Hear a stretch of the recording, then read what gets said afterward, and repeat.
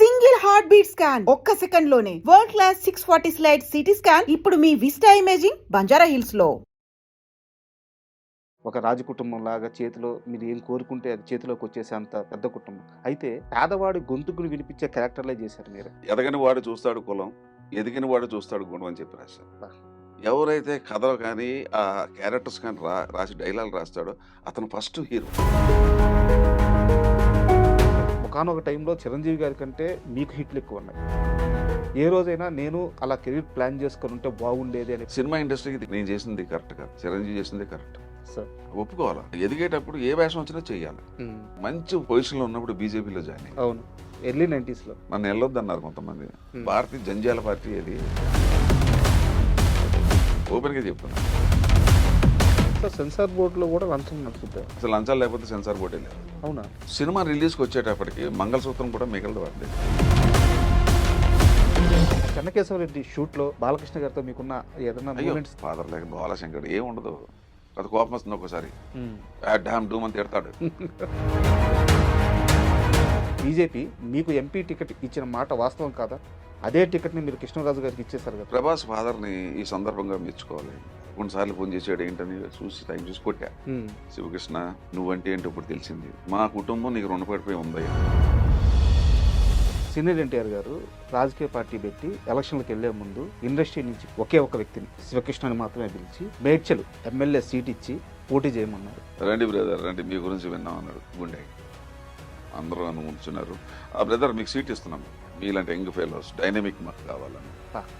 కాళ్ళకి దండం సార్, ఇప్పటికే నేను మీ వల్ల చెడిపోయాను అంటున్నారు సార్, ఇంకా ఎందుకు సార్ అన్నాను. కోపం వచ్చేసి అది తీసుకుని వెళ్ళిపో. వెళ్తాను సార్, కానీ ఒక్కడ మాత్రం జరుగుతుంది సార్, గేట్ బయట.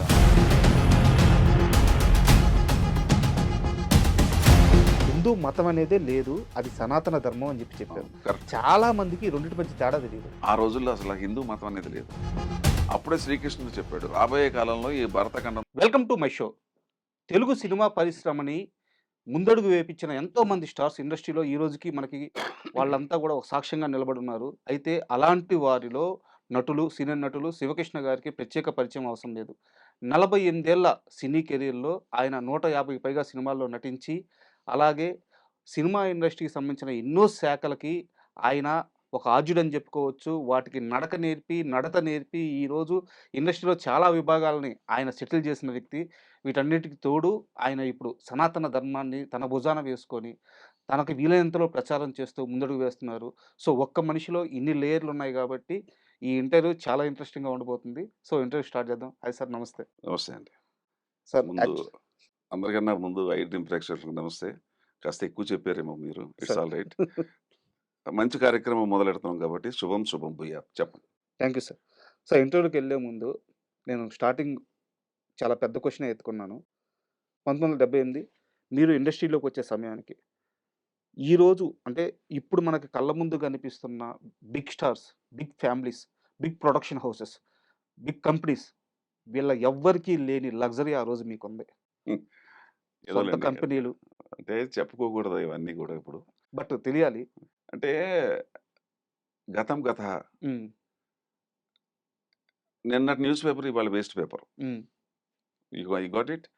అట్లా ఏంటంటే ఊరికే అయి చెప్పుకోవడానికి నా అంతా నేను చెప్పుకోవటం అది ఇష్టం ఉంటుంది నాకు. నేను ఎప్పుడు నోరు తెరిచి ఎప్పుడు ఏ విషయం చెప్పలే. కాకపోతే విషయం మీలాంటి వాళ్ళకి కొన్ని తెలుసు కాబట్టి చెప్తూ ఉంటారు అంతే. బట్ నాకు ఒక చిన్న డౌట్ సార్.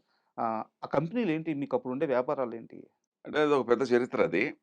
సార్? అది మేము we are the first second industrialist in India.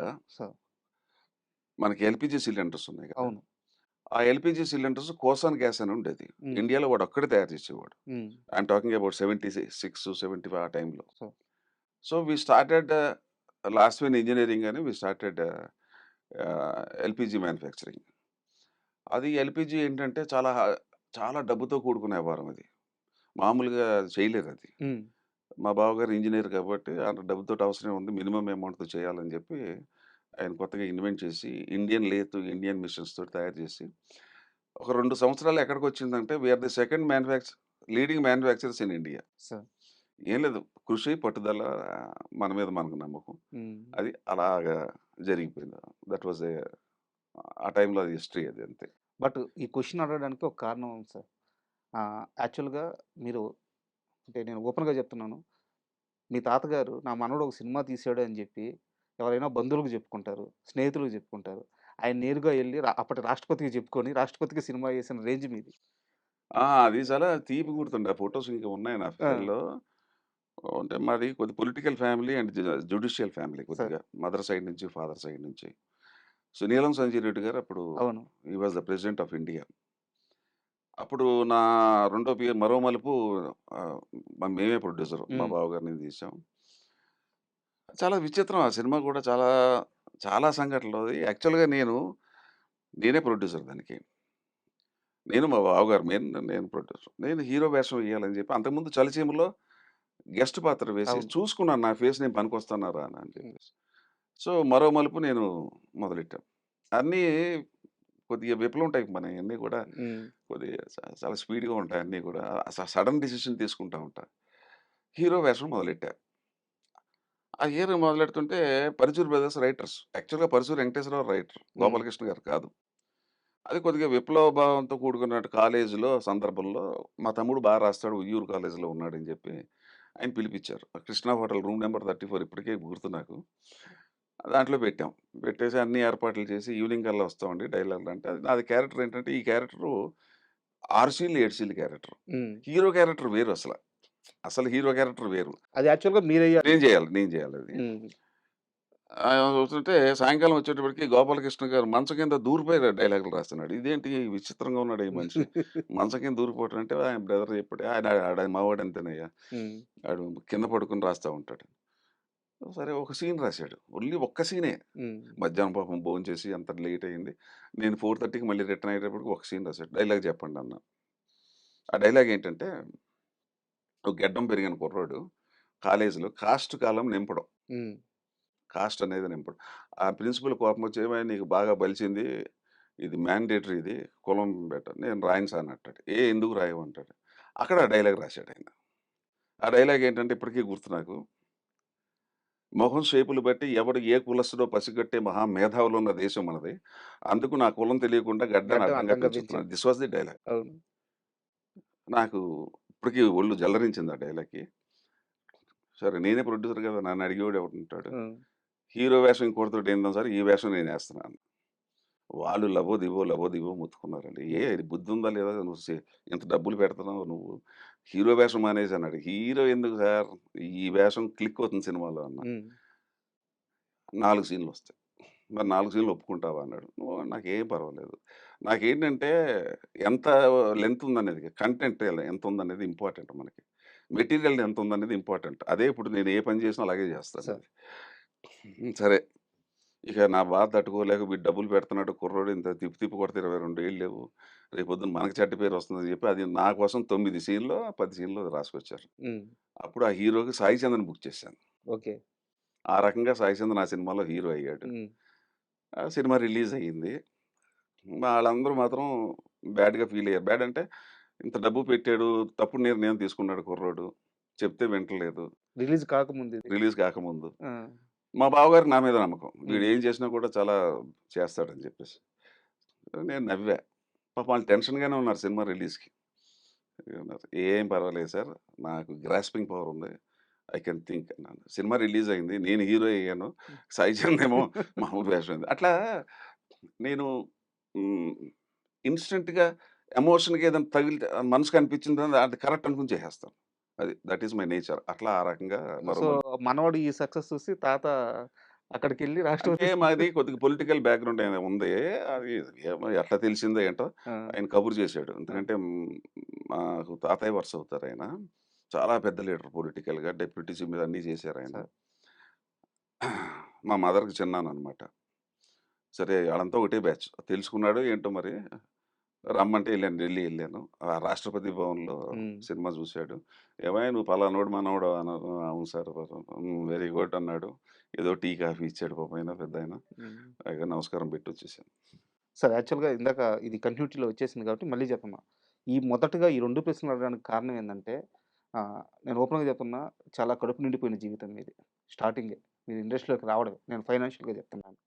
ఒక రాజ కుటుంబంలాగా చేతిలో మీరు ఏం కోరుకుంటే అది చేతిలోకొచ్చేసే అంత పెద్ద కుటుంబం. అయితే మీ సినిమా ప్రయాణం మొత్తం చూసుకుంటే, పేదవాడి గొంతుకుని వినిపించే క్యారెక్టర్‌లే చేశారు మీరు. అంటే ఇది ఎక్కడి నుంచి వచ్చిందంటే అండి, I'm grateful to my grand father. మా ఫాదరు. మా ఫాదరు. మా ఫాదర్ ఇక్కడ దొరగారు అంటారు తెలంగాణలో. హ్మ్. ఓ 15 ఊర్లకి ఆయన చాలా సర్వీస్ చేశాడాయన. హ్మ్. చిన్నప్పటి నుంచి అలా చూసాను. రోజు 20 మంది భోజనం చేస్తారు ఇంట్లో. హ్మ్. ఓ 30 మందికి టీలు తాగుతారు. పెద్ద పెద్ద ఆఫీసర్లు భోజనంలో అయితే మన ఇంటికి వచ్చి సార్. తింటారు. తర్వాత ఏంటంటే మా ఫాదరు మా దగ్గర పనిచేసే జీతగాళ్ళందరికీ పొలాలు కొనిచ్చాడు. హ్మ్. అది అప్పుడు మా ఫాదర్ హై ఇన్‌ఫ్లూయెన్స్. ఎంఆర్ఓలు, తహసీల్దార్‌లు మా నాన్న దగ్గరికి వచ్చి కూర్చునేవారు. సార్. కానీ మా ఫాదరు ఒకానొక సందర్భంలో నాకు బాగా గుర్తు, నేను I was there at that time. అప్పుడు ఈ ఈ ఎస్సీలు, ఎస్టీలకి గవర్నమెంట్ ల్యాండ్స్ ఇస్తారు. హ్మ్. 2 ఎకరాలు, 3 హ్మ్. ఎకరాలు. అంటే దొరగారు మీ జీతగాళ్ళకి ఏదైనా ఉంటే చెప్పండి అంటే, ఆయన కోపం వచ్చి "నువ్విచ్చేదేంట్రా నాకు? హ్మ్. నేనివ్వాలి గాని గవర్నమెంట్‌ది నేనిస్తే నేను గొప్పోడిని ఎలాగవుతానని" చెప్పి హ్మ్. ఇద్దరు పర్సన్స్, ఇద్దరు ఎస్సీలు 2 ఎకరాలు కొని రిజిస్టర్ చేసి ఇచ్చేసాడు. హ్మ్. ఆ ఇద్దరు గూడా ఇప్పుడు ఆ ఊర్ల పేరు కూడా చెప్తాను. కావాలంటే ఎళ్లి చెక్ చేసుకోవచ్చు. ఉప్పరపల్లి అని ఒక గ్రామం ఉంది శామీర్పేటలో. ఉప్పరపల్లి. ఉప్పరపల్లి. దానికి ఉప సర్పంచ్. హ్మ్. ఇంకొక అతను పొన్నాలని ఒక ఊరుంది. బొమ్మరాజుపేట. ఆ హ్మ్. బొమ్మరాజుపేట దానికి సర్పంచ్. హ్మ్. ఇద్దరు గూడా నాదే ఫాదర్ వయసు. ఇయన్నీ చూసాను చిన్నప్పటి నుంచి. పేదవాళ్ళకి ఎలా చేయాలి? వాళ్ళ ఫ్యామిలీసు, వాళ్ళ పెళ్ళిళ్ళు. నేను నా దగ్గర పనిచేసిన వాళ్ళు కూడా అమ్మాయికి 13, 14 ఏళ్ళు వచ్చేటప్పటికి మా ఇంట్లో పని చేస్తుంటే, నేనే కట్నం ఇచ్చేసి పెళ్లి చేసేసి పంపించేసేసి. హ్మ్. అట్లాగే పిల్లలు మాది మహబూబాబాద్ వరంగల్ దగ్గర. మా మేనమామ ఉంటాడు. వాళ్ళొచ్చి మా ఇంట్లో పని చేసేవారు కుర్రోళ్ళందరూ. వాడికి 16, 17 వచ్చిన తర్వాత ఆటో ఏదో చేసేసి వాళ్ళ లైఫ్ సెటిల్ చేసేయటం. హ్మ్. అది అలాగా. అంటే అది నా చిన్నప్పటి నుంచి ఆ వాతావరణంలో పెరిగాను. అంతకని ఇంకేమీ లేదు. అందుకు నేనేంటంటే మానవ జన్మ అనేది, I'll tell you one English saying if you don't mind. Sir. When you are born nobody can question it. Life అంటే లైఫ్. తర్వాత when there is death nobody can answer it. ఎందుకు చనిపోయాడని ఎవడు ఆన్సర్ చేయలేడు. ఎందుకు పుట్టామని ఎవడో క్వెషన్ చేయలేదు. అందుకే ఏమన్నారంటే పెద్దలు, enjoy the question till you get the answer. You got the point. Life అనేది ఏంటి? ఆ లైఫ్ ఎంజాయ్ చేయాలా. తర్వాత ఇంకోటేంటంటే, ఈ దేశంలో పుట్టి, ఈ పుణ్య భూమిలో పుట్టి, ఈ కర్మ భూమిలో పుట్టి, ఈ వేద భూమిలో మన పెద్దలందరూ ఋషులు మనకేం నేర్పించారు? నువ్వు తినేటప్పుడు, నీ కడుపు నిండినప్పుడు పక్కోడికి కూడా పెట్టమన్నారు. హ్మ్. లేనివాడు. తర్వాతేంటంటే కులాలు ఇప్పుడు ఈ రోజున మార్కెట్‌లో ఎక్కడ చూస్తే కులం ఈ కులాలు ఎంత పెరిగిపోయిందంటే, ఈ భారతదేశం ఇలా వెనకబడిపోవటానికి 1000 పాళ్ళు కారణం ఈ కులాలు. నా కులమోడా కాదా? హ్మ్. అంటే మన తీర్పు చెప్పేటప్పుడు కులాన్ని బట్టి ఉంటుందనమాట. ఇవన్నీ నేను ఐ హేట్ దట్. అందుకే నా పేరు కూడా మార్చేశా. హ్మ్. పేరు కూడా మార్చేసి మరో మలుపు ఏదో లైఫ్‌లో కూడా అదే చేశాను. పేరు కూడా మార్చి పడదిబ్బా. యాక్చువల్‌గా శివరామరాజు గదా! ఏంటి ఎనకాల తోక పెట్టుకొని ఓ హ్మ్. పెద్ద ఇది what is the fun in that? There is no meaning in that. Hmm. You try to help the poor people. That is my concept.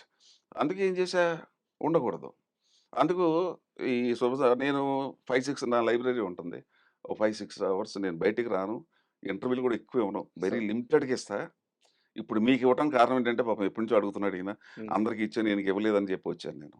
ఏంటంటే నేను బుక్స్ చదువుతుంటాను. 5, 6 వేదాల వీటిల గురించి పెద్దవాళ్ళు ఏం చెప్పారు, రామాయణంలో ఏం చెప్పారు, మహాభారతంలో నా డైరీ పుస్తకాలు ఉంటాయి నా దగ్గర. ఒక 10, 15 పుస్తకాలు. నేను అవన్నీ మెటీరియల్ రాసుకుంటా. చదవటం కాదు, హ్మ్. రాసుకుంటాను. హ్మ్. మళ్ళీ మర్మం చేసుకుంటాను అప్పుడప్పుడు. ఏంటి ఇదని. ఇదంతా ఏంటంటే ఈ దేశంలో పుట్టి సపోజ్ నా కడుపు నిండింది.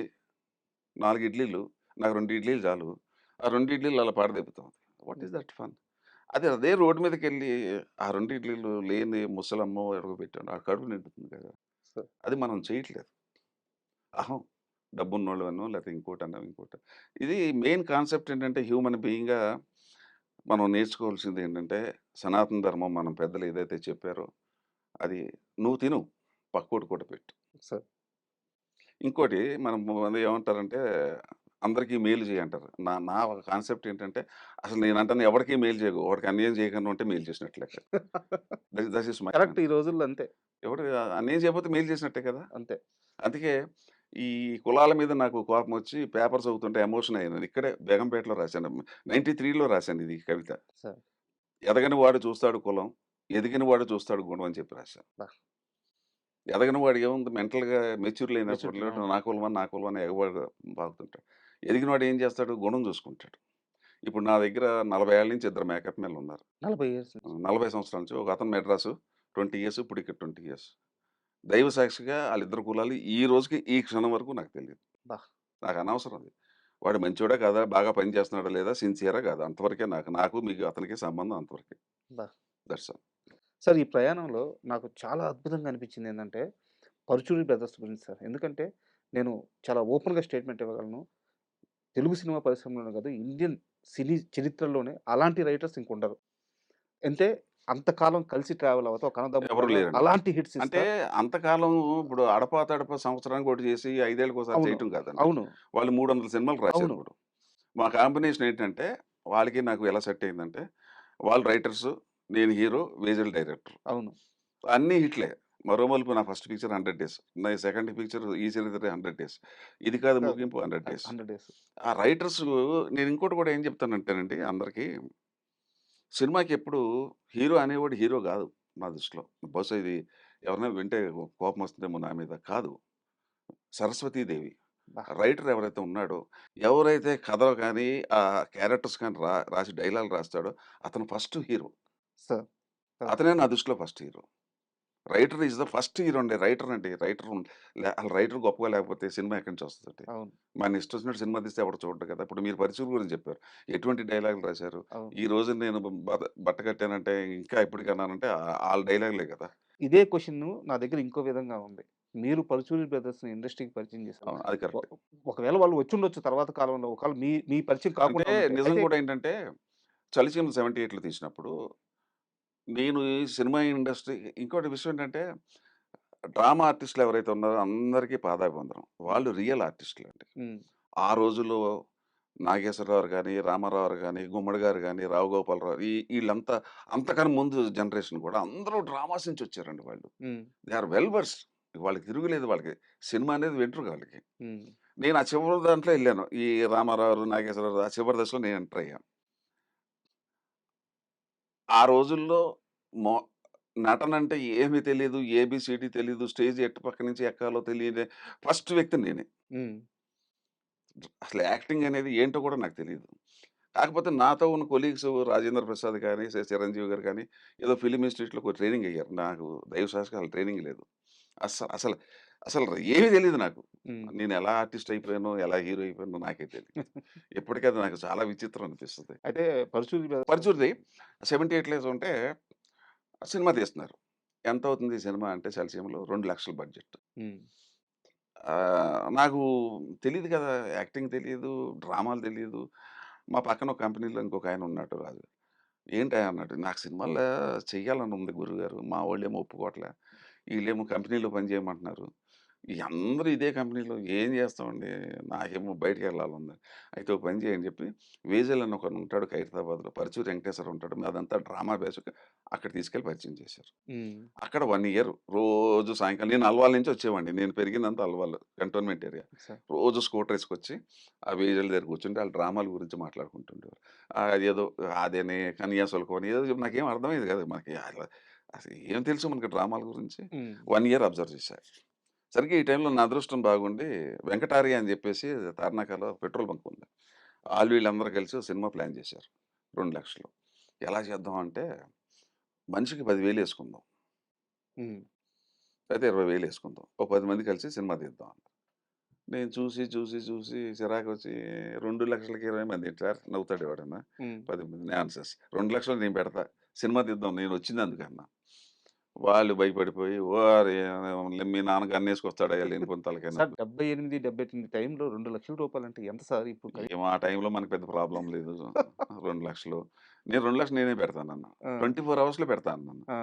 అంటే వాళ్ళు భయపడిపోయారు. వద్దొద్దు కానీ ఒక మంచి సలహా ఇచ్చారు. ఏంటంటే నీకు అనుభవం రావాలా. హ్మ్. ఎంత డబ్బున్నా అసలు ఉండదు. అనుభవం రావాలా.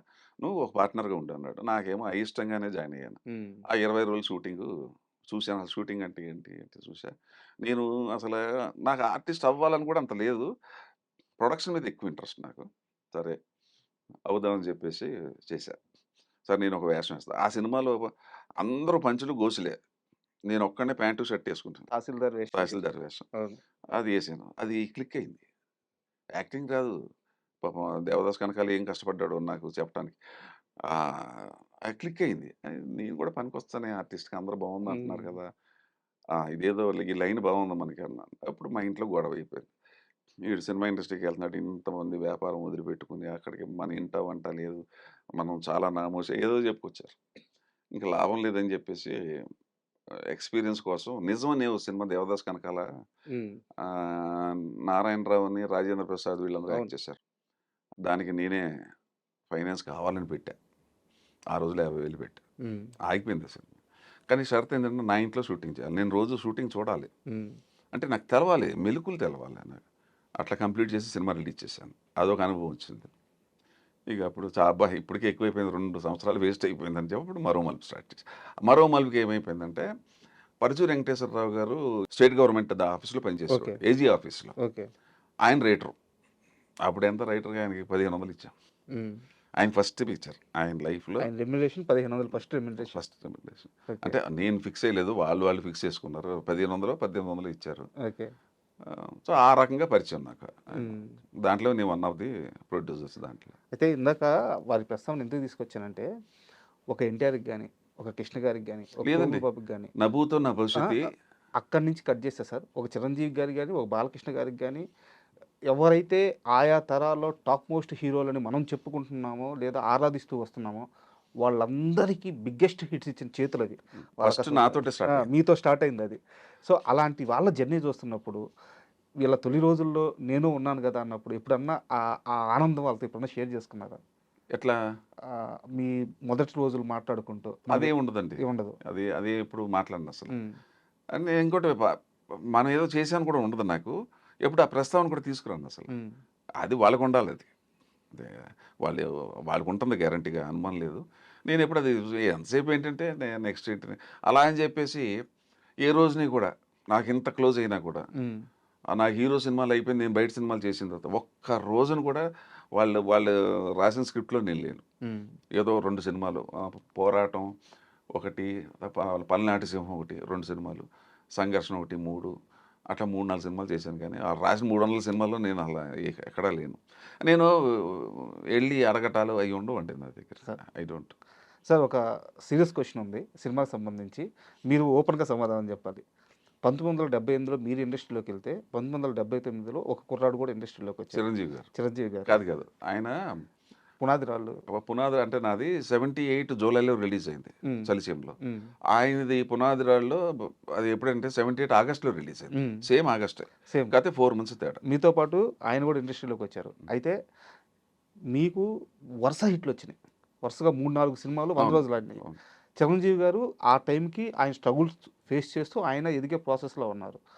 కట్ చేస్తే మీరేమో ఒక టైప్ సినిమాలకి మీరు పరిమితమయ్యి ఆ సినిమాలు చేసుకుంటూ ఎళ్లారు.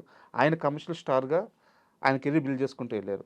ఏ రోజైనా అంటే ఒకానొక టైంలో చిరంజీవి గారి కంటే మీకు హిట్‌లు ఎక్కువున్నాయి. అంటే ఇది చాలామంది ఒప్పుకోకపోవచ్చు. But fact. ఏ రోజైనా నేను అలా కెరీర్ ప్లాన్ చేసుకొనుంటే బాగుండేది అని ఎప్పుడన్నా ఇది అనుకున్నారా? వెరీ గుడ్ క్వెషన్ అండి. Chiranjeevi is a great person. Sir. చాలా మందికి తెలీదు. అంత స్వయం కృషి మనిషిని నేను ఎక్కడ చూడలేదు. లైఫ్‌లో చూడలేదు. హిందీలో గాని, తమిళ్‌లో గాని అంత కష్టపడి పైకొచ్చిన వ్యక్తి చిరంజీవి నంబర్ 1. సార్. మనం ఒప్పుకోవాలి. నిజాన్ని ఒప్పుకోవాలి. నిజాన్ని ఖండించలేము మనం. హ్మ్. కాకపోతే ఇప్పుడు మీరన్నారు, "నువ్వు ఎప్పుడైనా నేనెందుకు చేయలేదు" అలా అన్నారు గానీ, నా మెంటాలిటీ ఈజ్ డిఫరెంట్. హ్మ్. నేను 48 సంవత్సరాల్లో ఒక నిర్మాత గడప తొక్కల. అబ్బా! ఎవర్. ఓ డైరెక్టర్‌ని వేషం అడగల. హ్మ్. ఒక్క రామానాయుడు గారే నా దేవుడు. ఆయన ఫస్టు ముందడుగు చేసినప్పుడు ఆఫీస్‌కి రమ్మన్నాడు. హ్మ్. నేను లైఫ్‌లో 48 సంవత్సరాలే అగ్రీమెంట్ మీద సైన్ చేసింది ఒకే ఒక్కసారి ముందడుగు. హ్మ్. ఈ రోజుకి ఎప్పుడు కూడా అగ్రీమెంట్లు మా నోటి మాట మీద వెళ్ళిపోతా. హ్మ్. నేనేంటంటే ఏదో సమాజానికి నాకు ఆ పేరు వచ్చేసింది కదా! అవును. ఎవరికీ రాని మాదాల రంగారావు పితామహుడు ఫస్ట్ ఆయన సినిమాలు చేయటం ఆయన మొదలుపెట్టాడు. ఆర్జుడు. తర్వాత నేను మొదలెట్టా. ఏదో చెయ్యాలి ఇటువంటి సినిమాలు. అందుకే నేను నా సినిమాలు చూడండి చాలా తక్కువున్నాయి. యాక్చువల్‌గా చిరంజీవి నాది ఒకటే బ్యాచ్ అయినప్పుడు నేను కనీసం 300 సినిమాలన్నా చేసుండాల. సార్. చేయలేదు. 170 ఎంతో నేను చేయను. ఏదో సరదాగా కోసం చేయమంటే అది నాకు సమాజానికి ఏమి ఇస్తున్నాం, అండర్ కరెంట్గా ఏం చెప్పగలుగుతున్నాం అనేది అది. ఇంకోటి ఏంటంటే సినిమా ఇండస్ట్రీకి ఇది కరెక్ట్ కాదండి. నేను చేసింది కరెక్ట్ కాదు, చిరంజీవి చేసింది కరెక్ట్, సార్. ఒప్పుకోవాలి. ఎందుకంటే ఎదిగేటప్పుడు ఏ వేషం వచ్చినా చెయ్యాలి. సరే నాకు లక్కీగా హీరో వేషాలు వచ్చి ఉండొచ్చు, కానీ నేను పరిమితం అయిపోయాను. అయితే ఈ పరిమితం అయినప్పుడు ఒక 7-8 సినిమాలు హీరోగా చేసిన నాకు డౌట్ వచ్చేసింది. ఇక నన్ను ఎవరో పిలవరు, కమర్షియల్ హీరో అవ్వాలని చెప్పి డౌట్ వచ్చింది నాకు. అప్పుడు మళ్ళీ ట్రెండ్ మార్చుకున్నా నాకు నేనే. అప్పుడు నేను చేశాను కమర్షియల్గా కొట్టమొదలు. అవును, అక్కడ కూడా సక్సెస్ఫుల్ వచ్చినాయి కదా. ఎన్ని ఫైట్లు మామూలు డూపులు లేకుండా చేసి పోతున్నా. ఫస్ట్ పిక్చరు నాకు నాగభైరవ, అన్నీ వరుస పెట్టి మళ్ళీ అన్నీ నేను హీరోగా చేసినాను, హిట్లు కొట్టుకుంటూ వచ్చాను. మళ్ళీ అది ఒకటేమో విప్లవం, ఒకటేమో కమర్షియల్గా ఫైట్లు సాంగ్లు. రెండు అయిన తర్వాత ఒక చిన్న డౌట్ వచ్చింది, సెంటిమెంట్ నాకు ఎవడు ఇవ్వట్లేదే. ఆ రెండోది కూడా నేను తెచ్చుకున్నా. అవును, నేను తెచ్చుకున్నాను కమర్షియల్ హీరో అవ్వాలి. మూడోది ఇప్పుడు నేను ఏదో చేయాలి. అప్పుడు మరోమల్లి అయిన తర్వాత లాభం లేదని మళ్ళీ నా గురువులు పరిచయ ప్రదేశాలు కాబట్టి మంచి కథ మళ్ళీ సినిమా తీద్దాం సార్ అని ఆడపడుచు తీశా. అవటానికి నేను హీరో, కానీ ఆడపడుచు టైటిల్ పెట్టి ఆ అమ్మాయి మీద పూర్ణిమ ఒక అమ్మాయిని పెట్టి సినిమా బీభత్సమైన హిట్. ఇంకా అప్పటితో ప్రూవ్ అయిపోయింది ఏమైనా చేయగలుగుతాడు వీడని. అంటే నాది నేను ప్రూవ్ చేసుకున్నాను, కానీ నేను చేసింది మాత్రం తప్పే. సినిమా ఇండస్ట్రీలో అలా ఉండకూడదు, పరిమితం అవ్వకూడదు. ఏ సినిమా వచ్చినా చెయ్యాలి. ఒక 7-8 ఫ్లాప్లు అయినా ఎక్కడ దగ్గర హిట్ కొడతాం. అది అది జనరల్ ఫార్ములా. అది నేను ఎందుకో చేయలేకపోయాను. అది నా మిస్టేక్. నేను ఎందుకు అంటానంటే సినిమా ఇండస్ట్రీకి మిస్టేక్ లేదండి ఇక్కడ, నా మిస్టేక్. అది నా మిస్టేక్. చాలా తప్పులు చేశాను. ఒకటి. రెండోది ఏంటంటే మంచి పొజిషన్లో ఉన్నప్పుడు బీజేపీలో జాయిన్ అయ్యాను. అవును, ఎర్లీ 90sలో. అసలు ఎవరు లేరండి ఇండియాలో. శత్రుఘ్న సిన్హా నేనే. అసలు సౌత్ ఇండియాకి నేను స్టార్ క్యాంపెయినర్. ఒక 2004 90 నుంచి 2004 వరకు 15 సంవత్సరాలు సినిమాలు లేవు. ఎంతసేపు దేశం దేశం, వాజ్పేయి నిజాయితీ. అయితే ఆ బీజేపీ ఏంటంటే నాకేం తెలియదు బీజేపీ అంటే. అది యాక్చువల్గా నన్ను వెళ్ళొద్దన్నారు కొంతమంది. భారతీయ జంజాల పార్టీ, అది పార్టీ నీకెందుకే అది అన్నారు. ఓపెన్గా చెప్తున్నాను.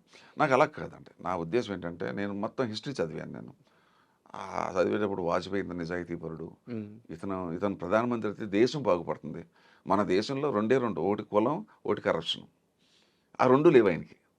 ఈ మహానుభావుడు వస్తే ఇంకా నేను పడ్డ శ్రమాలు గుర్తించారో లేదో పక్క పెట్టాను, కానీ సినిమాలు ఎప్పుడు ఉన్నావు యూ ఓంట్ బిలు 15 రోజులు 16 రోజులు ఎలక్షన్ వచ్చిందంటే అందరికీ నేనే స్టార్ క్యాంపెయినర్. సినిమాలు నా హీరో వర్షిప్ పోయింది. అది నేను చేతులారా చేసుకున్నా. ఎక్కువ సినిమాలు చేయకపోవడం నాదే కారణం. బీజేపీలోకి వెళ్ళడం చేసిన తప్పు నాదే తప్పు. అర్థమైంది. అక్కడితో ఆగానా, మళ్ళీ దీనికి వచ్చా. నాకు వర్కర్స్ అంటే ఇష్టం.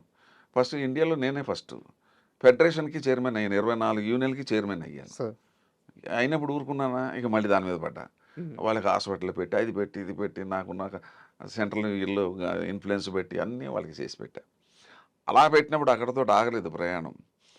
ప్రభాకర్ రెడ్డి గారు చిత్రపురి కాలనీకి మహానుభావుడు 68 ఎకరాలు పట్టుకొచ్చింది ఆయనే, నేను కాదు. అయితే ఏమైందంటే 8 సంవత్సరాలు డెవలప్మెంట్ లేకపోయేటప్పటికి according to the government GO they can take it back. There is no development, they can take it back. ఆయన ఏం చేశాడంటే మీ సినిమాలకు ఇంకా దూరంగా ఇస్తాను, ఇప్పుడు నాకు అది ప్రైమరీ ఏంది తీసేసుకుంటా అన్నాడు చంద్రబాబు నాయుడు గారు. అప్పటికే నేను వాళ్ళకి చైర్మన్గా ఉన్నాను. నేనేంటో వాళ్ళకి అర్థమైంది. వీళ్ళందరూ వెళ్ళిపోయి లేదంటే ఒకసారి అవకాశం ఉందంటే సరే మంచివాడిని పెట్టుకోండి, 1 year టైం ఇస్తాను మీకు అన్నాడు చంద్రబాబు నాయుడు. 15 months 16 months ఇచ్చి అంటే నా పేరు చెప్పారు. నాకు తెలియదు అసలు అది. ఆయన సినిమా హీరో, ఆయన ఎందుకే పెట్టుకుంటారు, లీడర్ని పెట్టుకున్నాను. ఎవరు అక్కర్లేదు, ఆయన ఉంటే మాకు వస్తుంది సార్ అని నా పేరు చెప్పారు. అసలు నాకు తెలియకుండా చంద్రబాబు నాయుడు నాకు ఆర్డర్స్ ఇష్యూ చేశాడు. శివకృష్ణ అదే పిఎస్సి కమిటీ చైర్మన్ అని చెప్పేసి. ఏంటో ఇలా చేశారు, నేను ఇప్పటికే నేను దెబ్బతినేసాను, రాజకీయాల్లోకి వెళ్ళి నాకు సినిమాలు లేకుండా పోతున్నాయని అంటే ఏమైనా చేయాలని. అప్పుడు 2 years కరెక్ట్ 15 months 16 months డబ్బులు లేవు. నేనే కొద్దిగా ఖర్చు పెట్టుకుని పెట్రోల్ కానీ ఆఫీసుల చుట్టూ తిరిగి మొత్తం పర్మిషన్ తెచ్చా. 68 ఎకరాలు మళ్ళీ వెనక్కి తెచ్చా. నా లైఫ్లో గ్రేటెస్ట్ అచీవ్మెంట్ అంటే 68 ఎకరాలు ప్రభాకర్ రెడ్డి గారు తెచ్చింది వెళ్ళిపోతుంటే దాన్ని పట్టుకొస్తే అప్పుడు నేను మళ్ళీ సెన్సార్ బోర్డు చైర్మన్ చేశాను. ఈలోపు అక్కడ బిజీగా ఉన్నాను. అదొక నా సినిమాలకి అన్ని ఆటంకం. అక్కడికి వెళ్తే 15 రోజులు కానీ రూల్ ప్రకారంగా సర్టిఫికేట్ ఇవ్వాల్సిన అవసరం లేదు. వాళ్ళు ఎప్పుడైనా చూసిస్తారు. అది ముందు మార్చేసి ముందే చెప్పా. లంచం ఎవరు తీసుకుంటే వాళ్ళు సస్పెండ్ చేస్తా. 2 మంత్స్ టైం ఇస్తున్నాను, 3 మంత్స్ అవ్వకపోతే ఇక నా విశ్వరూపం చూస్తారు. సార్ సెన్సార్ బోర్డులో కూడా లంచం నడుస్తుందా? అసలు లంచాలు లేకపోతే సెన్సార్ బోర్డే లేదు. అవునా? గారం. ఇప్పుడు ఒక నిర్మాత ఉన్నాడండి, సినిమా రిలీజ్కి వచ్చేటప్పటికి మంగళసూత్రం కూడా మిగలదు వాడి దగ్గర. పాత చిన్న నిర్మాతలు అక్కడ ఖర్చు పెట్టడానికి కూడా డబ్బులు ఉండవు పాపం వాళ్ళ దగ్గర. అక్కడ డబ్బులు అడుగుతారు వాళ్ళు, డబ్బులు అడుగుతారు. అది నాకు తెలుసు. నేను నిర్మాతగా డబ్బులు ఇచ్చానుగా, నేను 5 సినిమాల నిర్మాతగా నేను లంచాలు ఇచ్చానుగా. ముందే చెప్పాను, ప్రతి ఇన్ అండ్ అవుట్ నాకు తెలుసు. జాగ్రత్త, తోలు తీసేస్తా. అక్కడి నుంచి మొదలెట్టా. 15 రోజులది వారం రోజులు, వారం రోజులది 5 రోజులు, 5 రోజులది 2 రోజులు, 2 రోజులది 1 రోజు తీసుకొచ్చేసాను సర్టిఫికేట్. ఇండియాలో ఫస్ట్ టైం ఇట్టేస్తాను. ఒక్క రోజులో వస్తే సెన్సార్ సర్టిఫికేట్ ఒక్క రోజులో అయినా నేను ఇచ్చేస్తా సర్టిఫికేట్. నా ఆఫీస్ పైన ఉండేది సెన్సార్ ఆఫీసు, కిందేమో ఎఫ్డిసి ఉంది. డివిఎస్ రాజు గారు అప్పుడు దానికి, రామానాయుడు గారు, తర్వాత రమణాచారి గారు అని హౌసింగ్ బోర్డు చైర్మన్ ఆయన, రాఘవేంద్రరావు, అందరూ నన్ను పిలిపించారు. అన్న ఏంద్ర పెద్దవాళ్ళు అందరూ పిలిచారంటే, ఏంటయ్యా నువ్వు కష్టపడి సంపాదించావు, నువ్వే ఉండాలి ప్రెసిడెంట్గా, వచ్చేసింది మనం. రామానాయుడు అన్నాడు, శివకృష్ణ అయితే నేను 50 లక్షలు ఇస్తాను, ఇది చిత్రపూర్ కాలకి సంబంధించిన విషయం, 50 లక్షలు డొనేషన్ ఇస్తాను అన్నాడు. శివకృష్ణ అయితేనే ఇస్తా అన్నాడు. తర్వాత రమణాచారి, ఈ సందర్భంలో రమణాచారి గారిని దండం పెట్టాలి, రామానాయుడు గారికి కానీ అందరికీ. ఆయన ఏమన్నాడంటే, శివకృష్ణ ప్రెసిడెంట్గా ఉంటే నేను 2 మోడల్ హౌస్ కట్టిస్తాను, వేరే వాళ్ళు అయితే నేను కట్టను అన్నాడు. డివిఎస్ రాజు గారు ఏమో చేయమన్నారు. ఇంతలో నాగేశ్వరరావు వచ్చారు అనుకోకుండా. ఏంటి శివకృష్ణ ఇంత పని చేశాను, నువ్వు అందరూ నీ పేరు చెప్తున్నారు, నువ్వు నిజాయితీ ఇంత బాగా చేసి ఎవడో సాధించలేని సినిమా ఇండస్ట్రీలో నువ్వు సాధించావు, వర్కర్ల కోసం చేసావు, ఉండొచ్చు కదా అన్నాడు. సరే బీజేపీకి వెళ్ళి సినిమాలు పోయినాయి, ఫెడరేషన్కి వెళ్ళి సినిమాలు పోయినాయి, సెన్సార్ బోర్డుకి వెళ్ళి సినిమాలు పోయినాయి. ఇప్పుడు మళ్ళీ ఇది పెట్టుకున్నాను అనుకోండి, నేను కొలాప్స్ అంటే ఇంక నాకు ఆర్టిస్ట్గా ఎవడు గుర్తించడు, నన్ను వదిలేయండి సార్ అన్నాను. లేదంటే ఓ పని చేయండి, నాకు ఆ ఫైనాన్షియల్గా కూడా ప్రాబ్లం అవుతుంది, ఓ పని చేయండి సార్, మీరు అందరికీ నాకు నెలకు 1,50,000 ఇచ్చండి చేసేస్తాను అంటే ఆయన పాపం నవ్వుతావు, నాకే పెట్టావా సార్ నువ్వు అన్నాడు. మరి ఏం చేయాలి? అప్పుడు ఏం చేశానంటే ఇంక లాభం లేదని, వీళ్ళు ఎంత బలవంతం చేసినా నేను చేయలేదు. ఎంతకాలం చేస్తాను, అప్పటికే మనకి జ్ఞానోదయం అయింది. జ్ఞానోదయం అయ్యేటప్పటికే 15 ఏళ్ళంతా టైం వేస్ట్ అయింది. అక్కడ వర్కర్లందరినీ పిలిచి ఎవడో రానంటారు, ఎలక్షన్ పెట్టి క్యాన్సిల్ చేసాం, ఎవడు రావట్లే, మేము వాళ్ళని నమ్మం అన్నారు ఎవరిని. అప్పుడు నేను పేపర్ స్టేట్మెంట్ ఇచ్చి నేను ఉంటాను దగ్గరుండి చూసుకుంటానని వర్కర్ని, టైలర్ని, డ్రైవర్ని, వాళ్ళని అందరినీ మెంబర్ చేసి దండం పెట్టి వచ్చేసి ఇప్పుడు అదే చిత్రపూరి. సార్ అంటే ఇది ఎంత పెద్ద జర్నీ అంటే, ఈరోజు చిత్రపూరి కాలనీకి సంబంధించి చిన్న చిన్న అభియోగాలు వస్తుండొచ్చు, బట్ ఇప్పుడు అక్కడ సినిమా వాళ్ళు చాలామంది ఉన్నారు. సినిమా వాడికే కదండి మేము చేసింది. 20 సంవత్సరాలు 30 సంవత్సరాలు కెమెరామెన్లుగా చేసి ఏమీ సంపాదించుకోలేక, అది ఇది చాలా మంది ఇప్పుడు అక్కడ నివాసం ఉండే వాళ్ళకి నేను చేశానని తెలియదు, నేను చెప్పుకోను. నాకు పెద్ద మైనస్ పాయింట్ అది, నేను అలాగే చెప్పుకోవటం ఇష్టం లేదు. ఇలా ఏదైనా సందర్భం వస్తే నిజానికి శివకృష్ణ అంటే హీరోగా, నిర్మాతగా ఇలా చాలా మందికి తెలుసు, బట్ మీరు చేసిన ఈ మంచి కార్యక్రమాలు ఏ చాలా మందికి తెలియదు. అసలు సెన్సార్ బోర్డుకే ఎవరికి తెలియదు. సెన్సార్ బోర్డు నాకు శ్రీ కళ్యాణం వీళ్ళందరూ, ఆయన కూడా చాలా ఫాస్ట్గా పనిచేస్తాడు, ఏ పని చెప్పినా. వీళ్ళందరూ వెళ్ళిపోయి మా లీడర్లకు వెళ్ళిపోయి, శివకృష్ణ ఇంకో 2 ఇయర్స్ ఉంటే బాగుంటుంది సార్. వాళ్ళందరూ అన్నది ఏంటంటే, మేము 60-70 ఏళ్ళ సంవత్సరాల్లో ఫస్ట్ టైం లంచం లేకుండా మాకు సర్టిఫికేట్ వస్తుంది సార్ అన్న. నన్ను అడిగారు, సార్ దండం పెట్టాను ఏమన్నా.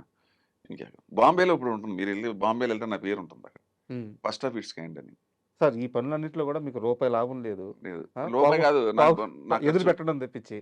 అయితే మీరు లాభం పొందే దగ్గర కూడా మీరు తీసుకోలేదు. ఒక ఎగ్జాంపుల్ చెప్తాను. బీజేపీకి వెళ్ళాను, చాలామంది చెప్పారు వద్దన్నారు, బట్ నేను పని చేశాను మీరే అన్నారు. అయితే బీజేపీ మీకు ఎంపీ టికెట్ ఇచ్చిన వాస్తవం కాదా? బీజేపీ మీకు ఎంపీ టికెట్ ఇచ్చిన మాట వాస్తవం కాదా? అదే టికెట్ని మీరు కృష్ణరాజు గారికి ఇచ్చేశారు కదా. అది ఎవరికి తెలియదండి, ఈవెన్ ప్రభాస్ కూడా తెలియదు, చెప్పుకోను. యాక్చువల్గా ఏంటంటే టికెట్ ఇవ్వటం కాదు, ముందు మీకే కదా ప్రపోజల్. 1998 కృష్ణరాజు గారిని ఆలయ నరేంద్ర అని ఒక ఉండేవాడు, ఒక ఆయన ఎంపీ చేసేవాడు. ఆలయ నరేంద్ర గారు తెలుసు, ఆయన టైగర్. అవును, నన్ను చోటా టైగర్ అని పిలిచేవాడు. మా పార్టీలో నువ్వు ఒక్కడవేనయ్యా నాలాగా ఫెర్రేషియస్గా ఉంటావు, ఏ పనైనా చోటా టైగర్ అని పిలిచేవాడు. క్యా కర్రే అవుతాం మిలేంగా అన్నాడు. కలిశాను, ఏమయ్యా నువ్వు మా తెలంగాణ బిడ్డ అనుకున్నాను, కరెక్టే, నువ్వు ఇక్కడే, కానీ కృష్ణరాజుని నువ్వు తీసుకురావాలి సినిమా ఇండస్ట్రీకి అన్నాడు. ఆయన రాడు సార్, ఆయన పక్కా కాంగ్రెస్, ఆయన పక్కా కాంగ్రెస్. ఉమ్, ఆయన ఆల్రెడీ పోటీ చేసి ఓడిపోయి ఉన్నాడు ఒకసారి నర్సాపూర్లో. ఉమ్, ఏమైనా నాకు అనిపిస్తుంది అప్పుడు, నువ్వు believe it or not, camera ముందు చెప్తున్నా ప్రేక్షకులందరికీ, ప్రభాస్కి కూడా తెలియదు.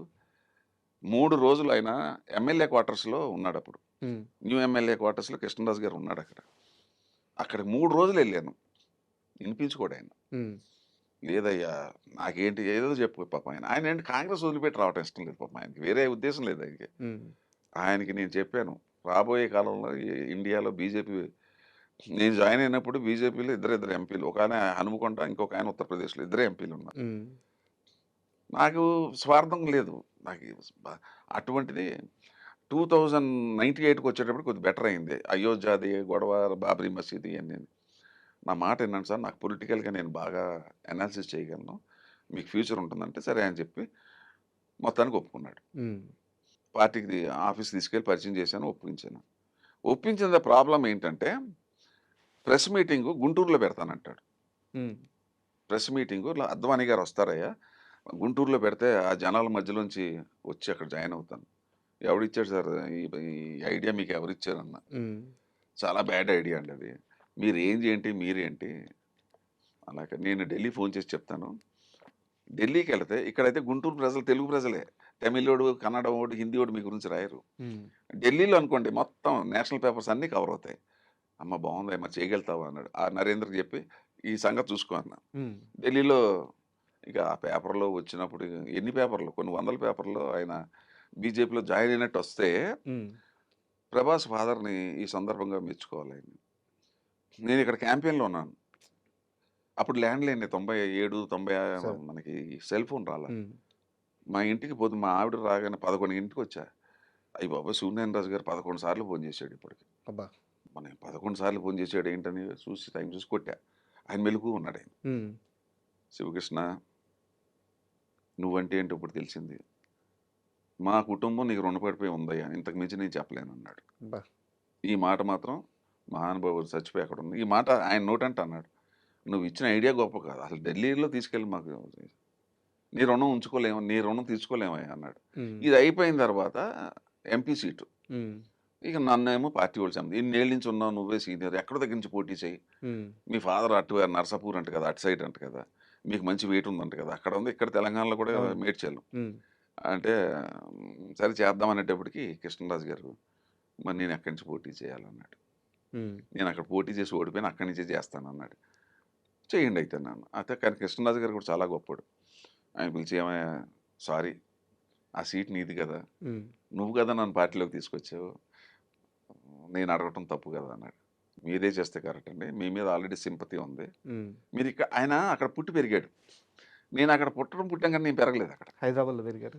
నాదంతా కంప్లీట్ తెలంగాణ అన్నది, కంప్లీట్ అల్వాలు, ఉమ్, నాది కంటోన్మెంట్ ఏరియా. నాకు అసలు మా ఊరే తెలియదు నాకు అసలు. బట్ వాళ్ళకి చరిత్ర ఉంది, మొగల్తూరు, కోట, ఉమ్, ఆయన అక్కడ చదువుకోవటం, ఎస్ఎల్సి, పియూసీ చదవటం, హీరో అవ్వటం, ఆయన మళ్ళీ అక్కడ హీరో నుంచి మళ్ళీ పోటీ చేయడం, అన్నీ ఉన్నాయి. ఆయనకు ఒకటి ఉంది కదా, నాకన్నా చాలా పెద్ద హీరో కదా. అవును. మీరే చేయండి సార్, నేను అక్కడ అనాలిసిస్ చూశాను తప్ప, నేను ఆయన నిలబెట్టా, ఆయన లేకపోతే నేను పోటీ చేయాలి, మీరు అన్నది కరెక్ట్. ఉమ్, ఇవన్నీ మీరు చాలా చాలా డీటెయిల్గా ఎంక్వైరీ చేశారు, ఎవరు నన్ను ఎంతవరకు ఎవరు అడగలేదు ఇవన్నీ. ఇంకో ప్రశ్న కూడా ఉంది, తాగండి అడుగుతాను. అయితే ఎంపీ విషయంలో అది జరిగింది, బట్ ఇంకో విషయం కూడా ఉంది. సీనియర్ ఎన్టీఆర్ గారు రాజకీయ పార్టీ పెట్టి ఎలక్షన్లకు వెళ్ళే ముందు ఇండస్ట్రీ నుంచి పిలిచి ఒకే ఒక వ్యక్తిని, శివకృష్ణని మాత్రమే పిలిచి Correct. మేడ్చల్ ఎమ్మెల్యే సీట్ ఇచ్చి పోటీ చేయమన్నారు. మీరు ఇవన్నీ చెప్పకూడదు, ఏంటంటే సెల్ఫ్ డబ్బా కొట్టినట్టు ఉంటాయి. బట్ నేనే చెప్తున్నాను కదా, ఇది రిటర్న్ కదా హిస్టరీలో. అంటే 83లో మరో మలుపు ఈ చరిత్ర సరే ఇది కథ ముగింపు అయిన తర్వాత, ముందడిగా అయిన తర్వాత, నాకు బాపాయ్ గారు డైరెక్టర్, ఉమ్, దేవి వరప్రసాద్ ప్రొడ్యూసర్, నా దేశం. ఉమ్, వాళ్ళు లావారీస్ అని హిందీ సినిమాది, దాన్ని రీమేక్ చేస్తున్నారు. పరశురావు వాళ్ళు దానికి రైటర్స్, ఉమ్, మా గురువు లేదాక రైటర్స్. ఏం చేశారంటే, దాంట్లో సురేష్ ఓబరాయ్ చేశాడు ఆ వేషం. సరే. ఒక ఫరోషియస్ కావాలి, యంగ్, ఆడ కొద్దిగా వయసే యంగ్ కావాలి, ఎవరు ఎవరు ఎవరు అంటే లేరు, ఇండస్ట్రీలో ఎవరు లేరు. ఉమ్, ఆ యంగ్ హీరో ఇమేజ్ ఉండి ఆ రెబల్ క్యారెక్టర్ అప్పుడు మాదాల రంగారావు ఇంచుమించుగా రిటైర్మెంట్. సార్. ఇక నేను తప్ప ఎవరు లేరు. హ్మ్. ఎలా అడగాలి? ఎలా చేయాలి? దేవి వరప్రసాద్ ఏమో అడగలేము అతను. హ్మ్. ఎందుకంటే ఆయనకి రెబల్ ముందు ఆయనే కదా! సార్. మేమంతా తర్వాత వచ్చినాం. అవునవును. అది ఏం జరిగిందో అది కూడా తెలీదు నాకు. ఎలాగా పరిసరాలు తల పట్టుకున్నాడు ఆయన దేవి వరప్రసాద్. టైం లేదు. హ్మ్. 15 రోజులు ఇచ్చాడు ఎన్టీ రామారావు. హ్మ్. టైం దగ్గర పడిపోతుంది. టైం రామారావు కాల్ షీట్లు పాటు చేసుకోలేరు కదా! ఆయన సార్. ఆఖరి సినిమా. ఇక లాస్ట్‌లో ఏంటంటే పరిసరోళ్ళు చిన్న హింట్ ఇచ్చారు. మా వోడిని అడగండి అన్నారు. నేను అడగను. అప్పటికే 3 హీరోగా హిట్లు కొట్టి అవును. 4 హిట్లు కొట్టాడు హీరోగా. ఎలాగ అడుగుతానయ్యా గోపాలకృష్ణ అన్నాడు. ఆళ్ళు నా వీక్‌నెస్ చెప్పేసారు అతనికి. హ్మ్. పిచ్చోడాడు రామారావు అంటే పడి చచ్చిపోతాడు. బోలెడంత ఫ్యాక్టరీలు ఉన్నాయి. అన్నీ వదిలిపెట్టేసి రామారావు సినిమాలు చూసి యాక్టర్ అవుదాం అని చెప్పి ఇక్కడ సినిమా ఇండస్ట్రీకి వచ్చాడు. మొదటి సినిమా నుంచి మేము ప్రయాణం చేస్తున్నాం. అతని మెంటాలిటీ మాకు తెలుసు. హ్మ్. అతను రామారావు అంటే ఎగిరి పడతాడు. 100% ఒప్పుకుంటాడు. కానీ మీరు చెప్పినట్టు చెప్పొద్దన్నారు. హ్మ్. హ్మ్. దేవి వరప్రసాద్ అడిగాడు. మనకి లైఫ్‌లో అదొకటే బ్యాలెన్స్ కదా! హ్మ్. సినిమా ఇండస్ట్రీకి వచ్చి ఆ గురువుగారితో నటించకపోతే ఇంక లైఫ్ వేస్ట్ అయిపోతుంది. చేస్తానన్నాను. అంటే ఆడికి పిచ్చెక్కిపోయింది దేవి వరప్రసాద్. హ్మ్. బాబు ఎంత కావాలి 1,00,000 ఎంత కావాలి ఎంత ఇమ్మంటావు అన్నాడు. డబ్బు తర్వాత చూద్దామండి. మీరు షూటింగ్‌కి వెళ్ళిపోండి అన్నాను. హ్మ్. అసల రెండోది మళ్ళీ ఫంక్ అయిపోయాడు ఆయన. డబ్బు రూ. 1,00,000 ఏం మాటలా? ఏది సార్ రూ. 1,00,000 ఆ రోజుల్లో? తర్వాత చూద్దామండి. సరే ఎంతో కొంత ఇద్దురు గానిలెండి తర్వాత చూద్దాం అన్నా. హ్మ్. అది 1,00,000 అనుకుంటాను 75,000 1,05,000 చెప్పాడు. చాలా పెద్ద ఆఫర్ ఆ! చేశాడు. అయిపోయిన తర్వాత హైదరాబాద్‌లో నీకు స్టార్ హోటల్‌లో పెడతాను బాబు. ఎవరికీ ఇవ్వను. నీకుని హీరోయిన్‌కి ఇస్తానన్నాడు. హ్మ్. నాకు వద్దంటే నా ఇల్లు ఉంది. కారు పెడతానన్నాను. నాకు 4 కార్లున్నాయి. నాకు నా ఇల్లు. ఆ ఉన్న 4 రోజులు మా అమ్మ, నాన్న దగ్గర మా బంధువు ఉంటాను సార్. అంటే కారు తీసుకో, డబ్బులు తీసుకో, హోటల్ వద్దన్నావు. సరే నీ ఇష్టం అన్నాడు. ఆ సినిమా చేసేటప్పుడు తను ఎన్టీఆర్ తోటి చండశాసనుడో ఏదో సినిమా సంథింగ్ ఏదో షూటింగ్ జరుగుతుంది ఆయనది. ఏదో ఏదో మేకప్‌లో ఉన్నాడు. ఎన్టీఆర్ రామకృష్ణ సినీ స్టూడియోస్‌కి తీసుకెళ్లారు పరిచయం చేయటం కోసం. సార్. రేపు షూటింగ్ అని. ఎళ్ళేటప్పటికి నా గురువుని, నా దైవాన్ని అలా చూశాను. కళ్ళలో నీళ్లొచ్చినాయి లైఫ్‌లో. ఆహ్! ఇంక ఫ్యాన్ ఇంతకన్నా బాయ్ మూమెంట్. తట్టుకోలేక. రామారావుని నా చిన్నప్పుడు మా అల్వార్‌లో 'సత్య టాకీస్' అని ఉంది. ఓపెనింగ్‌కొచ్చాడు. నేను పిల్లోడినప్పుడు. అప్పుడు చూసానప్పుడు. హ్మ్. ఎప్పుడో చిన్నప్పుడు చూశాను. ఇప్పుడేమో అప్పుడు పెద్ద అయిన తర్వాత చూశాను. అప్పుడు గుంపులో ఒకరు. గుంపులో గోవిందా అప్పుడు. అప్పుడు చూసిన తర్వాత గురువుగారిని చూసి నోటి మాట రాలేదు నాకు. హుహు. దండం పెట్టాను. ఆయన అలా ఊగుతూ, "రండి బ్రదర్ రండి మీ గురించి విన్నాం" అన్నాడు. గుండె ఆగిపోయింది. నా గురించి వినటం ఏంటి? ఏమైనా చెడున్నాడా? మంచిగున్నాడా? లేనిపోని తలకాయ నొప్పి అనుకున్నాను. ఏదో ఆ రోజున అయిపోయింది. సెకండ్ ఇప్పుడు హైటెక్ సిటీ ఉంది కదా! మాదాపూర్. హ్మ్. అది యాక్చువల్‌గా పొలాలు అవన్నీ. హ్మ్. పొలాలు. ఆ పొలమే ఇదంతా. అక్కడ షూటింగ్. ఆయన షూటింగ్‌కొచ్చాడు. మాదాపూర్ అని ఒక గ్రామంలో. మాదాపూర్ అనే గ్రామం. వస్తే అందరూ ఎళ్లి కాళ్ళ మీద పడిపో చలపతిరావు కాళ్ళ మీద పడు. చలపతిరావు, గిరిబాబు అప్పుడే పరిచయం నాకు. హ్మ్. ఎవరు పరిచయం లేదు. ఫస్ట్ టైమ్ నేను పరిచయం అప్పటికి చలపతిరావు పరిచయం. గిరిబాబు కూడా అప్పుడు ముందడుగు పరిచయం అనుకుంటా. అంటే నేను అలా పడినాను. ఆయన వచ్చిన వెంటనే ఆయన చెయ్యి తీసుకొని ఇక్కడ ముద్దు పెట్టా. హ్మ్. ఆయన జీవితంలో ఎవడో ఇంతవరకు అలా ముద్దు పెట్టినోడు లేడు. ఆయన థ్రిల్ అయ్యాడు రామారావు. వీడేదో చాలా గమ్మత్తుగా ఉన్నాడు ఈ కుర్రోడు అని చెప్పేసి. కొంచెం కొత్తగా అది బాద్‌షా ట్రీట్‌మెంట్ గదా! ఆ! హ్మ్. అది అయిపోయిన తర్వాత ఫస్ట్ డే సీను. అసలు ఎప్పుడు కూడా ఆర్టిస్ట్ అనేవాడు ఎప్పుడు కూడా ఒక రోజు టైం పడుతుంది ఆ క్యారెక్టర్‌లోకి ఎళ్ళటానికి. కోపిష్ట, డైలాగ్ ఎలా చెప్పాలి, ప్రశాంతంగా ఇయన్నీ ఒక క్యారెక్టరైజేషన్ ఉంటది కదా! క్యారెక్టరైజేషన్. ఏమి ఎలాగని నాకు డైరెక్ట్‌గా డెత్ సీన్ పెట్టేశారు. అబ్బా! ఏంటంటే ఆళ్ళకి నమ్మకం చేసేస్తాడని. ఆ! ఎందుకంటే అప్పటికే మనం హిట్లు కొట్టున్నాం, పేరొచ్చేసుంది కదా! ఏమో లేనిపోనిది ఇది తలకాయ నొప్పి అయిపోతుందని చెప్పేసి ఎళ్ళాను. నా అదృష్టం కొద్దీ సింగిల్ టేక్ ఓకే. హ్మ్. అక్కడ ఇంప్రెస్ అయిపోయాడు. 'ఎన్టీ రామారావు' ముందు సింగిల్ టేక్ ఓకే చేయటం అంటే మాటలు గాదుగా. మాటలు కాదు కదా! అయిపోయింది. అయిపోయిన తర్వాత సెకండ్ డే, థర్డ్ డే గుర్రపు బండి నడుపుతూ ఉంటాను. అప్పటికే నా చేతులు పోవు. ఇంక అప్పటికుంటాయి చేతులు. అతని వల్లే నా చేతులు పోతాయి. అది వేరే విషయం స్టోరీ. హ్మ్. ఆ గుర్రపు బండి నడుపుతుంటే నా ఫ్యామిలీ కోసం జమీందారు బిడ్డ ఆయన. నాకు హెల్ప్ చేస్తుంటాడు. నా వల్ల నష్టపోయాడే ఈ కుర్రోడని చెప్పేసి. నా చెల్లు రాజలక్ష్మి. మా హ్మ్. ఇద్దరమే ఉంటాం. గుడిసెలో ఉంటాం మేము. హ్మ్. ఆ బండి కొద్దిగా దిగబడిపోతుంది. సరిగ్గా అక్కడికే కారులో దిగుతాడనమాట. డైలాగ్ చెప్పారు. ఓకే. ఓకే. అంటున్నా వచ్చాడు. బ్రదర్ మనకి ఇవాళ నేను ఈవినింగ్ వరకు ఉందాం అనుకున్నాను. టైం లేదు. ఓ 2 అవర్స్ మించి ఉండను అన్నాడు. అని తెలుగుదేశం పార్టీ పెట్టి క్యాంపెయిన్ తిరిగేస్తున్నాడు ఆయన. అవును. అప్పటికే అవును. బిజీగా ఉన్నాడు. హ్మ్. తర్వాత ఇప్పుడు ఎవరిది షార్ట్ అన్నాడు. శివకృష్ణది ఏంటి బ్రదర్దా? ఓకే. బ్రదర్ అయితే ఇంకెందుకు అరగంటలో అయిపోతుంది. బా. అరగంటలో అయిపోతుంది. పెట్టి షార్ట్ పెట్టి ఓకే ఓకే అన్న. ఏం బ్రదర్ రిహార్సల్ అండి అవసరం లేదు సార్ కనుగో మీకు ఒక రకమైన ధైర్యం. ధైర్యం కాదండి అది పిచ్చిదే. అది ఏమన్నా నాకు కరెక్ట్ తెలుగులో ఏమంటారో తెలియదు. నా దైవాన్ని చూస్తున్నాను నన్ను, నా దేవుని చూస్తున్నా, నాకు ఒళ్ళు తెలియలేదు అంతే. Simple reason. ఆయన ఏదంటే అది ఇంకంతే. ఇక అది అది బుద్ధి జ్ఞానం ఇప్పుడైతే నేను చేయలేను అలాగా. ఎవడన్నా రామారావు రిహార్సల్ అంటే వద్దంటాడంటే ఎవడు ఆయనకి అసలు రిహార్సల్లోనే వణికిపోతారు అందరూ. టేక్లు ఎలా వణికిపోతారు. నేను నా బతికి ఎంత, నా ఎక్స్పీరియన్స్ ఎంత, నేను నేను అసలు రిహార్సల్ ఏమో ఎందుకు చేశాను నాకు తెలియదు అలాగా, ఇప్పటికీ తెలియదు. That is brother, that is you అన్నాడు. చెప్పేశాను మొత్తం. నాకేసిందంటే నాకు తెలియకుండా నాకు ముందు డైరెక్టర్ చెప్పాడు సీన్లో సగం ఇక్కడ దాకానే షార్ట్ అన్నాడు. ఓకే అన్నాను. ఆయన అనుకున్నాడు ఫుల్ సీన్ ఉందనుకున్నాడు ఆయన. ఓకే. డైలాగ్ చెప్పి నేను సగం సీన్ అయిపోయిన తర్వాత చెప్పుకుంటే నేను డైలాగ్ చెప్పకుండా ఆపేశాను. ఏం బ్రదర్ నీ మీద ఎంతో నమ్మకంతో మేము రిహార్సల్ లేకుండా టేక్ అన్నాం, ఎందుకు ఆపేసావు మధ్యలో అన్నాడు. నేను బిత్రమాకు వేసాను. నా డైరెక్టర్ గారు ఇక్కడ దాకా చెప్పాడు సార్ షార్ట్. ఏం బాపయ్య ఏం మాట్లాడుతున్నావు, అటువంటి చాక్లెట్ కుర్రండి పెట్టుకుని హాఫ్ ఇంటి ఫుల్ పేజ్ పెట్టు అన్నాడు. అమ్మా నాకంత ఒళ్ళు అక్కడ కొద్దిగా షేక్ అయినమాట వాస్తవం. అప్పుడు ఏం బ్రదర్ డైలాగ్ చూసుకోవాలా, అక్కర్లేదు సార్ అన్న. అది ఇంకా అసలు టైం రెండోది చూడాలిగా డైలాగ్, ముందే చూశాను కాబట్టి లక్కీకి అయిపోయాను. Single take okay. అక్కడే ఇంప్రెస్ అయిపోయాడు. మంచి ఇంప్రెస్ అయిపోయి నన్ను లెక్కల్లో పెట్టుకున్నాడు. పెట్టుకుని సరిగ్గా పార్టీ అనౌన్స్ చేసే ముందు రామకృష్ణ సినీ స్టూడియోకి వెళ్ళా. ఎవరిని లోపల రానివట్ల. నేను వచ్చానని చెప్పాను. నన్నుని ఈయన మన నారాయణ రెడ్డి గారు మా ఇద్దరినే లోపల రమ్మన్నాడు. శ్రీనారాయణ మీ ఇద్దరే లోపలికి వెళ్ళాం. ఓ రండి బ్రదర్ రండి అన్నాడు. అందరూ నన్ను ఉంచున్నారు. ఆ బ్రదర్ మీకు సీట్ ఇస్తున్నాం అన్నాడు.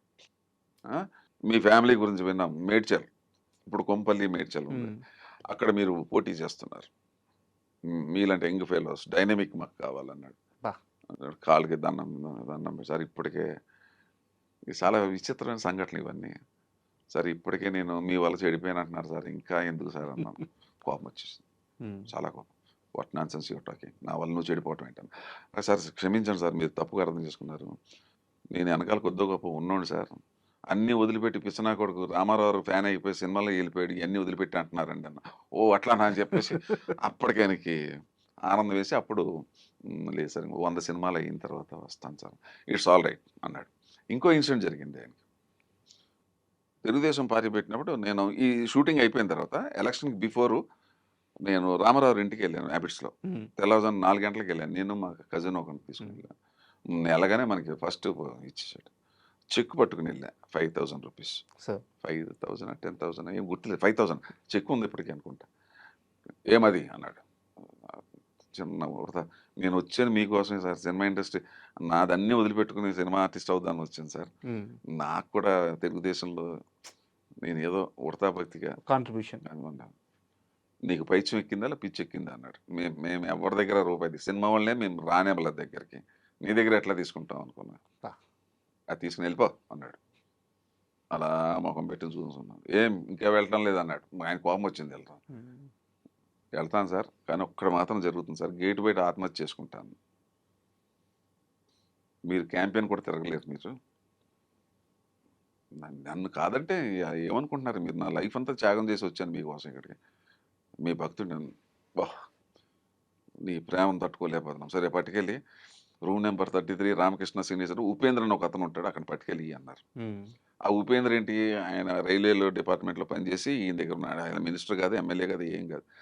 అక్కడ వెళ్ళి రామకృష్ణ సీనియర్ స్టూడియోలో రూమ్ నెంబర్ 32 33 పట్టుకెళ్ళి 5,000 రూపీస్ ఇస్తే మేము తీసుకోం అన్నాడు.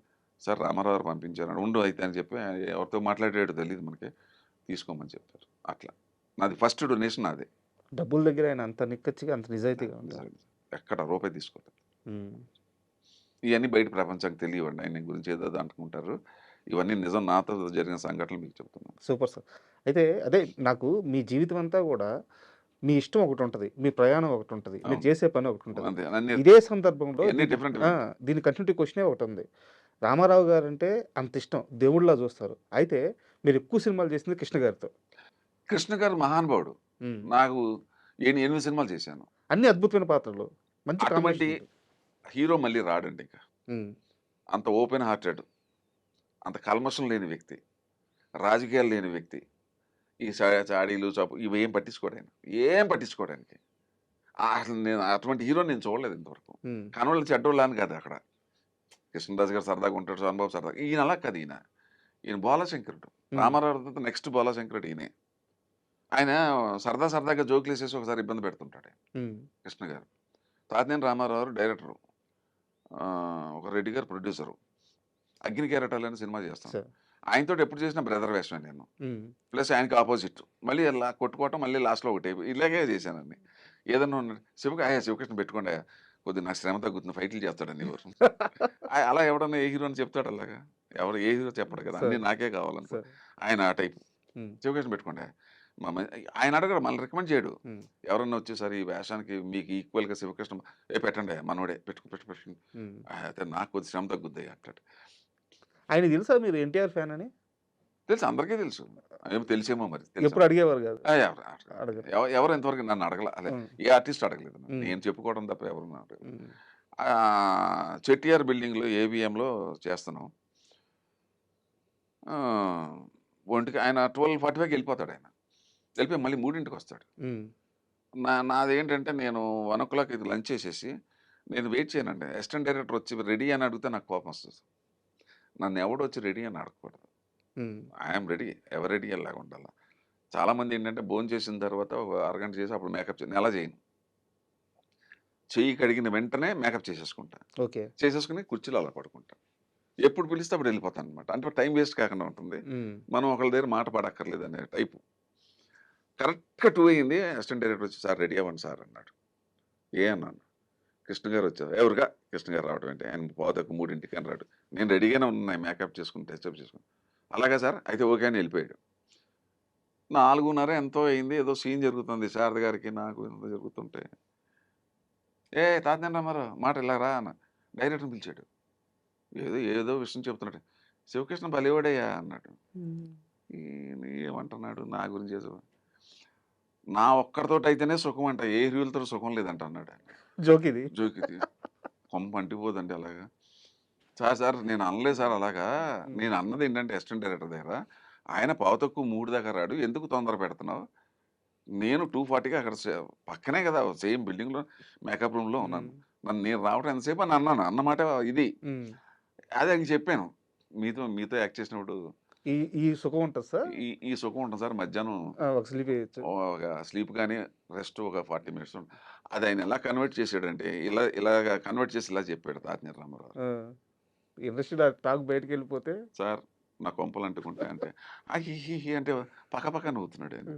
అదొకటి అయిపోయింది. సరదాగా ఉండేది ఆయనతో. అబ్బా వెరీ గుడ్, మర్చిపోలేనండి. ఆయన మాత్రం మహానుభావుడు. తర్వాత నేను చేసిందే ఉన్నాయండి. ఆయన సినిమాలకి తిరిగి డబ్బులు పెట్టేవాడు. ఆయన హీరో సినిమా లాక్కుండా ఏ నిర్మాతను కష్టపెట్టేవాడు కదా. డబ్బులు ఇవ్వకపోతే ఇట్స్ ఆల్ రైట్ అనేవాడు. నేను చేశాను చాలా సినిమాలు, డబ్బులు ఇచ్చినా ఇవ్వకపోయిన పని చేశాను. బట్ తిరిగి డబ్బులు పెట్టాడు ఆయన. చాలా సినిమాలు ఆయన విశ్వాసం. ఆయన మొదట్లో ఆయనకి హెల్ప్ చేసిన అందరికీ కూడా ఆయన సంతకాలు పెట్టేవాడు రిలీజ్కి. నేను ఇస్తాను డబ్బు అని చెప్పి. నాది హాబీ. ఏం మనిషి సార్ ఆయన. అసలు లేడండి, ఇంకో హీరో లేడండి ఇంకో సినిమా ఇండస్ట్రీ. ఎవరేమనుకున్నా ఇది నిజం. సార్ ఒక చిన్న డౌట్. ప్రభాస్ గారు లాంచింగ్ టైము ఈశ్వర్ మూవీ యాక్చువల్గా ఆయన ఫాదర్గా చేయాలనుకుంటే కృష్ణరాజు గారే చేయొచ్చు, కొడుకు లాంచింగ్ కాబట్టి. బట్ ఏరి కోరి శివకృష్ణ అనే ఆ క్యారెక్టర్ కావాలని చెప్పి తీసుకొచ్చుకొని పెట్టుకున్నారంట. కాదండి, ఇది నా ఫ్రెండ్ అశోక్ కుమార్ ప్రొడ్యూసర్. అతను నాకన్నా చిన్నోడన్నా, నాకు చాలా చాలా ఇష్టడు సార్. నాలాగే కొద్దిగా ఓపెన్గా ఉంటాడు అతను. అతను ఎంత గొప్పవాడంటే అతను తీసిన సినిమా అన్నిట్లో నేను ఉన్నాను. ఫస్ట్ ధ్రువ నక్షత్రం, తర్వాత ఇంకోటి ఏదో సినిమా ధ్రువ నక్షత్రం, తర్వాత రక్తతిలకం అనుకుంటా. రక్తతిలకం తర్వాత ఒక్క సినిమా ఒకటే ఈవి సత్యనారాయణ చెవులో పువ్వు ఏదో పెట్టి తీసాను, అది తప్ప అన్ని సినిమాలు నేను ఉన్నాను. మంచి స్నేహితుడు నాకు, చాలా వెరీ నైస్ మ్యాన్. అంటే రామానాయుడు గారికి మేనల్డ్ వర్క్స్ అవుతాడు. ఆ మేనల్డ్ అని చెప్పి అదేం ఉండదు. Is a very very nice person. తర్వాత ఏంటంటే మహాదైవ భక్తుడు. ఉమ్, సనాతన ధర్మం అంటే పడి చచ్చిపోతాడు. ఉమ్, ఎవరికీ తెలియదు అశోక్ కుమార్ గురించి. సార్. చాలా ఇది ఈశ్వరికి మళ్ళీ నేనే ఉమ్, మా శివకృష్ణ పెట్టుకున్నాను. అలా వచ్చింది నాకు. ఓకే. అతను ఆ వేషం రావడానికి నాకు నా మిత్రుడు, నా శ్రేయోభిలాషి అశోక్ కుమార్. సార్, ఆ రోజు 2001, 2002 టైంలో మీరు చూసిన ప్రభాస్ వేరు, ఇప్పుడు మనందరం చూస్తున్న ప్రభాస్ వేరు. బాగా ఎదిగాడు కదా, సార్. బాగా ఎదిగాడు. ఎంత ఎదిగినా కూడా ఎదిగినోడు ఎంత ఎదిగే కొలిది ఒదిగి ఉండాలంటారు కదా, ఉమ్, అది నేను విన్నాను. ఉమ్, చాలా ఒదిగి ఉంటాడని, చాలా మర్యాదగా ఉంటాడు. ఉమ్. అది మాత్రం అందరూ చెప్తున్నారు, ఒకళ్ళు కాదు కదా, అందరూ చెప్తున్నారు. ఆ రోజు సెట్లో ఎలా ఉండేవారు సార్? ఆ రోజున ఎలా ఉన్నాడు, ఈ రోజున అలాగే ఉన్నాడు. ఎందుకంటే నేను ఒక 15 ఏళ్ళ తర్వాత మొన్న ఎక్కడేదో కలిశాను. ఉమ్, గగవా పరిగెత్తుకుంటూ వచ్చాడు. అబ్బా. మీరా అని చెప్పి గబగబా వ్యాన్లోంచి దిగాడు. ఉమ్, ఏంటి ఇలాగ వచ్చారేంటి అన్నాడు. లేదు నన్ను ఏదో పని మీద వచ్చాను, నువ్వు వచ్చావని చెప్పి నేను ఇలా కనపడేది అన్న. లేదు అది మాత్రం అది అందరూ నేను చెప్పేది కాదు కదా, అతను భోజనాల దగ్గర కానీ అతని దగ్గర కానీ ట్రీట్మెంట్ కానీ ఆ మర్యాద కానీ అదే అదే కృష్ణరాజు గారి కన్నా ఇంకా ఎక్కువ అని చెప్తారు అందరూ. సార్. అదేనండి, ఒక మనిషి ఎప్పుడు గొప్పవాడవుతాడంటే ఇదే మంచితనం అంటే. సార్. ఎందుకు ప్రభాస్ గురించి ఇంతమంది మాట్లాడుతున్నారు? They should be A reason in it. అంటే తెలుగులో సామెత ఉండే, ఎదిగే కొలిది ఒదిగి ఉండాలని. అవును. దాని రిప్లికా ఇస్ ప్రభాస్, నేను విన్నది. అండ్ సార్, అదే ఇప్పుడు మనం ఇప్పుడు దాకా మాట్లాడుకున్న ఎంతసేపు కూడా మీరు నా దేశం అంటున్నారు, నా ధర్మం అంటున్నారు, ఏమన్నా చేయడం నా బాధ్యత అంటున్నారు, పేదవాళ్ళు అంటున్నారు. అసలు ఈ దేశం కోసం కానీ పక్కన ఉండే మనుషుల కోసం కానీ ఏమన్నా చేయాలి, ఈ మైండ్ సెట్ ఎలా అలవాటైంది? చెప్పాను కదా, it's only because my father, sir.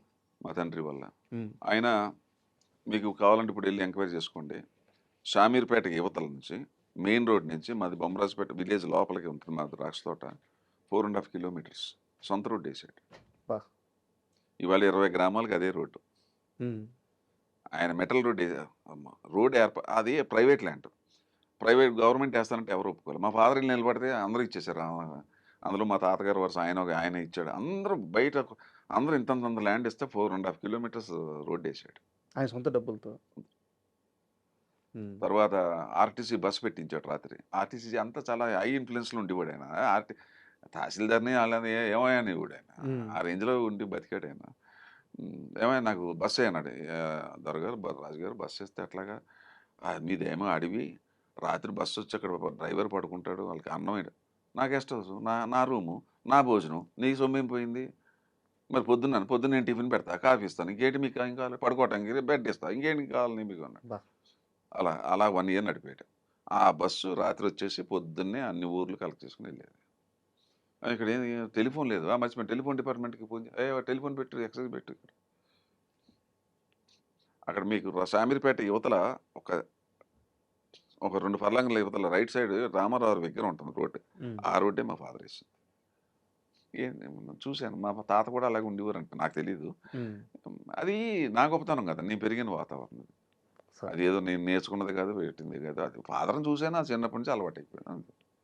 And ఈ విషయంకి వస్తే, సనాతన ధర్మం విషయంకి వస్తే, మీరు ఒక ఇంటర్వ్యూలో మాట్లాడారు సార్, నాకు ఆ పదం ఎంత గొప్పగా నచ్చిందంటే, హిందూ మతం అనేదే లేదు, అది సనాతన ధర్మం అని చెప్పారు. చాలా మందికి రెండింటి మధ్య తేడా తెలియదు. హిందూ లేదని మతం లేదు అసలు. కృతయుగం, త్రేతాయుగం, ద్వాపరయుగం, ఆ రోజుల్లో అసలు హిందూ మతం అనేది లేదు. ఇప్పుడు మహాభారతం అయిపోయి 5,000 సంవత్సరాలు అయింది. అప్పుడే శ్రీకృష్ణుడు చెప్పాడు, రాబోయే కాలంలో ఈ భరతఖండంలో మ్లేచ్చులు వచ్చురు అని చెప్పాడు.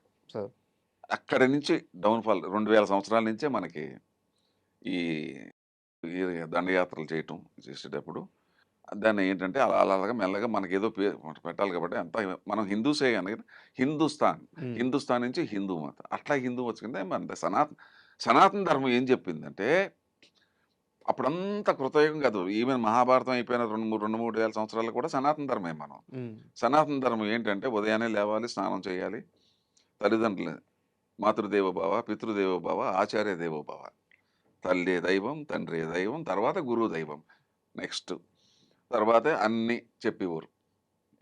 తర్వాత సర్వే జన సుఖినో భవంతు, మొత్తం ప్రపంచం బాగుండాలి, అందరూ దాంట్లో మనం బాగుండాలి. ఇదే సనాతన ధర్మం. తర్వాత ఎవరికి హాని చేయకూడదు, పశుపక్షులను కూడా మనం పోషించాలి. ఏంటి పశువులను కూడా మనకి ఆహారం, మనం వాటికి ఆహారం పెడతాం, అవి మనకి ఇంటని ఇస్తాయి. తర్వాత ప్రకృతి మన దైవం అని మనం ప్రకృతిని ఈ హిందూ ఈ నవ్వుతారు, మీరు చెట్లు కూడా దండం పెడతారని. అజ్ఞానులు. నిన్నే ఎవడో పిచ్చిగా మాట్లాడాడు. ఎవరో కాదు, సరే, మీ తోటి నట్టుడే కదా. ఏ మతానన్నా మనం గౌరవించాలి. అందరూ మన వాళ్ళే. ఏ మతం అన్నా, ఏ దేవుడన్నా గౌరవించాలనేదే ఇదే మన డ్రాబ్యాక్ అయింది. దీనివల్లే ఈ భారతదేశం 800 సంవత్సరాలు బానిస బతుకైపోయింది. ఉమ్, అసలు ఎవ్వడికి తెలియని రహస్యం చెప్పనా? జీసస్ క్రైస్ట్ కాశ్మీర్‌లో 11 సంవత్సరాలు ఉన్నాడు. అవునా. నా దగ్గర హిస్టరీ ఉంది కదా! ఉమ్, ఇప్పుడు మీరు కాశ్మీర్‌కెళ్తే అక్కడ ఒక చిన్న ఇదుంది. నేను యూట్యూబ్‌లో కూడా చూపించారు. అక్కడికొచ్చి ఆయన పాదాలు అక్కడ ముద్రిక ఉంటుందక్కడ. ఉమ్, ఇక్కడికొచ్చి బౌద్ధిజం నేర్చుకుని మీరు ఇక్కడ చూడండి, ఇజ్రాయెల్‌లో ఎప్పుడు కూడా ఎప్పుడు మేకను పెట్టుకొని ఉంటాడాయన. ఆయన ఎప్పుడు మంచి బోధించాడండి. ఆయన అందరూ శాంతి చెప్పాడు. క్రైస్ట్ ఎప్పుడు చెడు చెప్పలేదే. ఉమ్. ఈళ్ళొచ్చేసి అసలు నిన్న కాక ఇప్పుడు మన మనవడొచ్చేసి అసలు నువ్వెవడో, నేను లేకపోతే నువ్వు లేవంటే ఎలా ఉంటుంది మనకి? అయితే మీరు ఇంత ఆవేదనగా మాట్లాడుతున్నారు. అయితే ఈ మధ్య కాలంలో జరిగిన 2 ఇన్సిడెంట్ల గురించి మనం మాట్లాడుకోవాలి. మీ ఇండస్ట్రీ నటుడు, నేను పేరు చెప్తున్నాను, ప్రకాష్ రాజ్ గారు, వారు మాట్లాడుతూ రామలక్ష్మణుల గురించి వాళ్ళు నార్త్ నుంచి సౌత్ వచ్చిన వలస కూలీలు అని చెప్పి చాలా దుర్మార్గంగా తెలీదండి. మాట్లాడారు. దుర్మార్గం అంటే అజ్ఞానం ఒకటి, ఉమ్, తర్వాత కండకావరం ఒకటి. ఉమ్, అంటే అజ్ఞానంతో కూడుకున్న కండకావరం అది. అది నేను చూశానది. ఉమ్, నేను కావాలని చూశాను. నేను చాలా అప్సెట్ అయ్యాను. ఇప్పుడు ఒక చిన్న ఉదాహరణ చెప్తాను మీకు. A great scientist, atom bomb కనిపెట్టిన గ్రేట్ సైంటిస్టు, లేకపోతే ఒక మహానుభావుడు, అంటే గ్రేట్ పీపుల్ మనం ఎగ్జాంపుల్ తీసుకుంటే, వాడు చాలా గొప్ప సైంటిస్టు, గొప్ప డాక్టరు, గొప్ప ఇంజనీర్ అనుకుందాం. ఆడికి మాట్లాడటం తెలియదు అనుకోండి, ఆడు వేస్ట్ ఫెలో కింద లెక్క. ఉమ్, అంటే వాడికున్న జ్ఞానం అంతా కూడా నశించిపోయినట్లు లెక్క. అసలు మనిషితోటి నువ్వు ఎలా మాట్లాడాలో తెలియని వ్యక్తివి నువ్వు ఎంత గొప్ప సైంటిస్ట్ అయితే మనకేంటి? ఇది అంతే. అసలు నువ్వు చరిత్ర తెలియకుండా క్రిస్టియానిటీ ఎప్పుడు పుట్టిందో తెలియకుండా ఉత్తర దేశం నుంచి సౌత్‌కి రావటం ఏంటి? పైగానేమో పండు కోసుకుంటే అక్కడ రావణాసురుడు అడ్డుపడటం ఏంటి? ఇతిహాసాలు, పురాణాలు మన పెద్దలు చెప్పింది. అది అసలు ఈ రామాయణం, మనకే పూర్తిగా తెలియదు. కాకపోతే మనం రాముడిని పూజిస్తాం. ఇంకోటేంటంటే మనోభావాలు దెబ్బ కొట్టడం. ఈ దేశంలో బతుకుతూ, ఇక్కడ నీళ్లు తాగుతూ, ఇక్కడ సంపాదిస్తూ, ఇక్కడ దేవుడిని తిట్టటం ఏంటి? మహాపాపం. మహాపాపం కదా! అది ఏమనాలా? మూర్ఖత్వం అనాలా? అజ్ఞానులు అనాలా? రాక్షసులు అనాలా? ఏమనాలి వాళ్ళని? ఈ సనాతన ధర్మం ఎప్పుడు పుట్టింది? కొన్ని లక్షల సంవత్సరాల క్రితం పుట్టింది. ఈ సనాతన ధర్మాన్ని విమర్శించి రాముడు లేడు, కృష్ణుడు లేడు, నార్త్ నుంచి వచ్చాడు, సౌత్ నుంచి వచ్చాడు. ఏంటి అసలు ఏమన్నా అసలు ఉందా? సరే, నమ్మకపోవడం అనేది నాస్తికులు వాళ్ళ ఒక సపరేట్. నమ్మకపోవటం ఓకే. ఓకే. కానీ అది విమర్శించటం ఏంటి? ఇన్ని కోట్ల మంది ఇన్ని కోట్ల నమ్మకాన్ని, మంది మనోభావాలు. మనోభావాల్ని మనం ఇప్పుడు ఓకే. నీకు ఇప్పుడు రాజకీయ పార్టీలు ఉన్నాయి. నాకు ఆ పార్టీ అంటే ఇష్టం. నాకు ఆ పార్టీ అంటే ఇష్టం అని చెప్పి ఇంకో పార్టీని తిట్టే రైట్ నాకు లేదు. కరెక్ట్. ఈ పార్టీని మెచ్చుకునే రైట్ నాకు ఉంది. కరెక్ట్.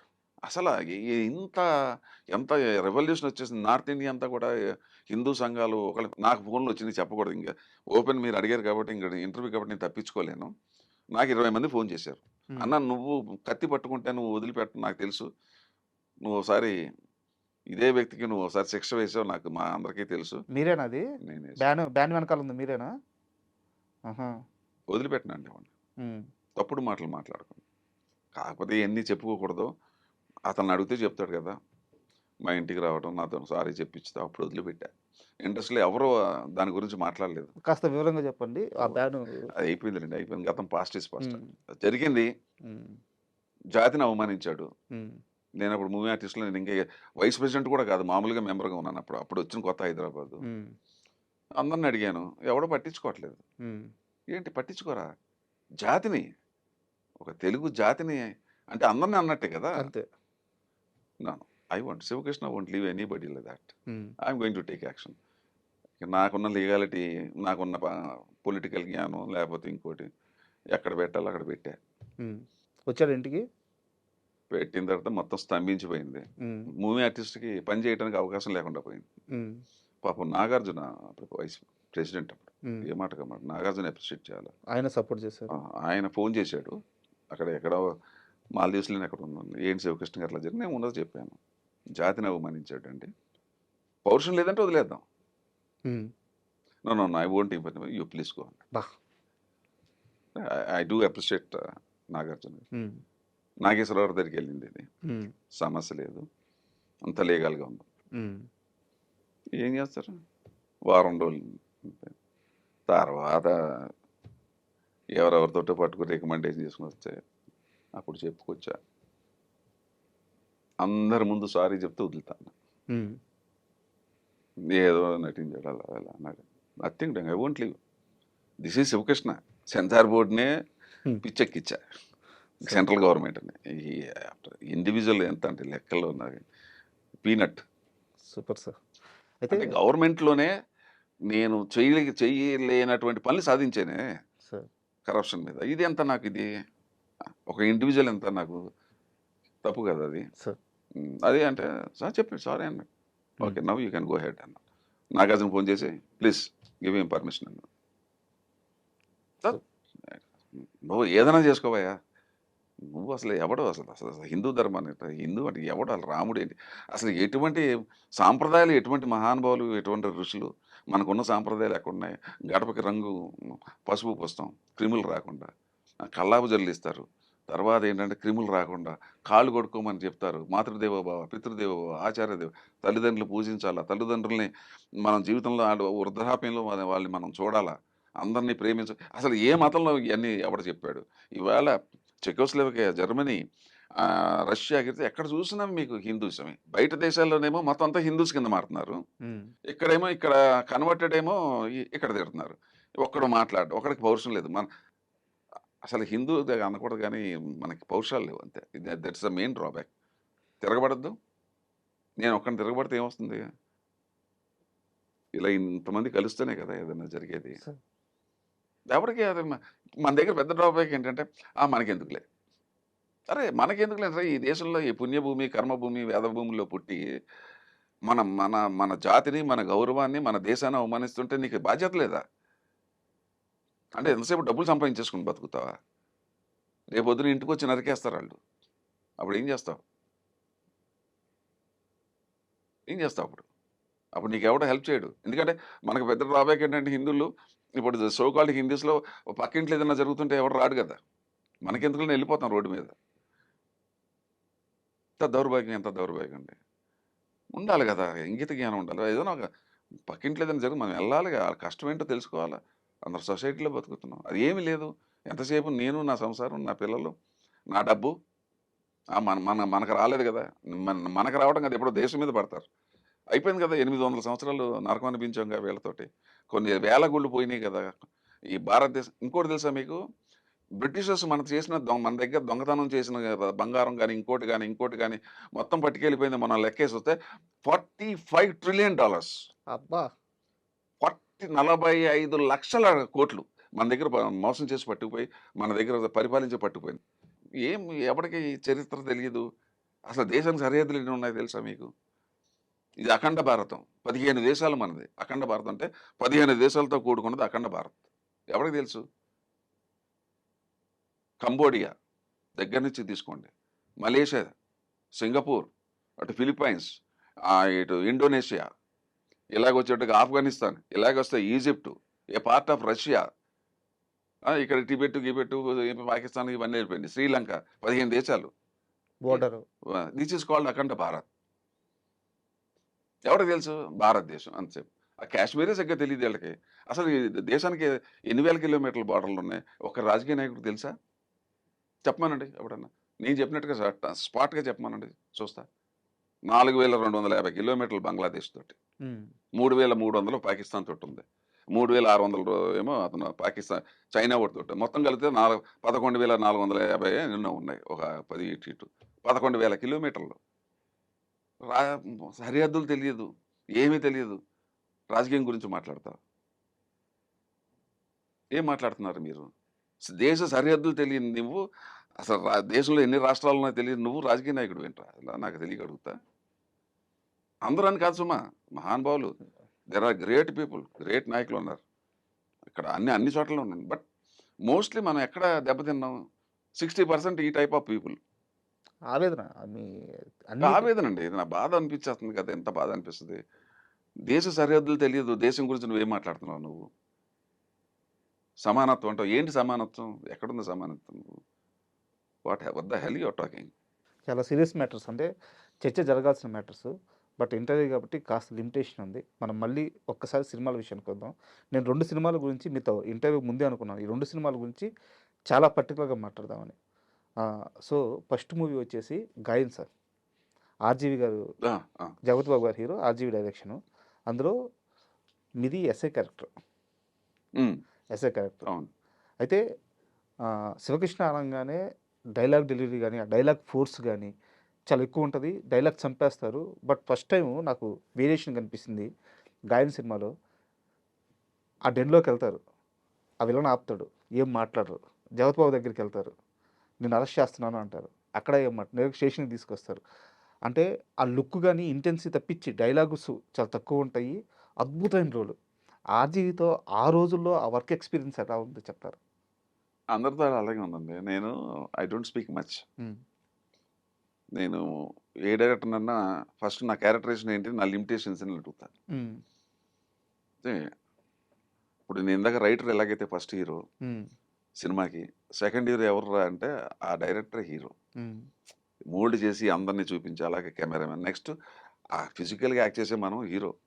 ఇప్పుడు సపోజ్ రైటర్ గొప్పగా సినిమా తీయలేదు. డైరెక్టర్ చెడగొట్టాడు. ఈ సినిమా ఆడుతుందా? ఆడదుగా. అప్పుడు నీ హీరోయిజం ఏమైంది? మరి నువ్వు అంత గొప్ప హీరో ఎందుకు ఆడలేదు నువ్వు సినిమా? నా లాజిక్ క్వెషన్ ఇది. So, I respect first that. అట్లాగే డైరెక్టర్స్ క్రియేటివ్ డైరెక్టర్. వర్మ అనేది no doubt is a creative director. నేను ముందే అడిగా. హ్మ్. నా లిమిటేషన్స్ చేసామంట. నాకు ఇంకెవరు నాకు సజెషన్ ఎవరు సార్ చెప్పింది. హ్మ్. నేను బాలేను. ఇంకా ఏదైతే నాకు మీటర్ ఇచ్చాడో అలా వెళ్ళిపోతాను అంతే. ఇప్పుడు మీరు చెప్తుంటే అసలు అప్పుడు ఆ సీన్ నాకు పెద్దగా గుర్తు రావట్లా. అది ఏమో అలా చేశానా నాకు తెలియట్లేదు నాకు. హ్మ్. నేను లిమిటేషన్స్ చూసుకుంటే ఇంక వెళ్ళిపో ఇప్పుడు దానికి మంచి ఉదాహరణ నాకు బాగా గుర్తున్నది చెప్తా. 'జయం' సినిమా. హ్మ్. ఇప్పుడు మీరు చెప్పింది గాయం నాకు అంత గుర్తు రావట్లా. సార్. సారీ. అది 90లో చేశాను అది అవును. 1991లో.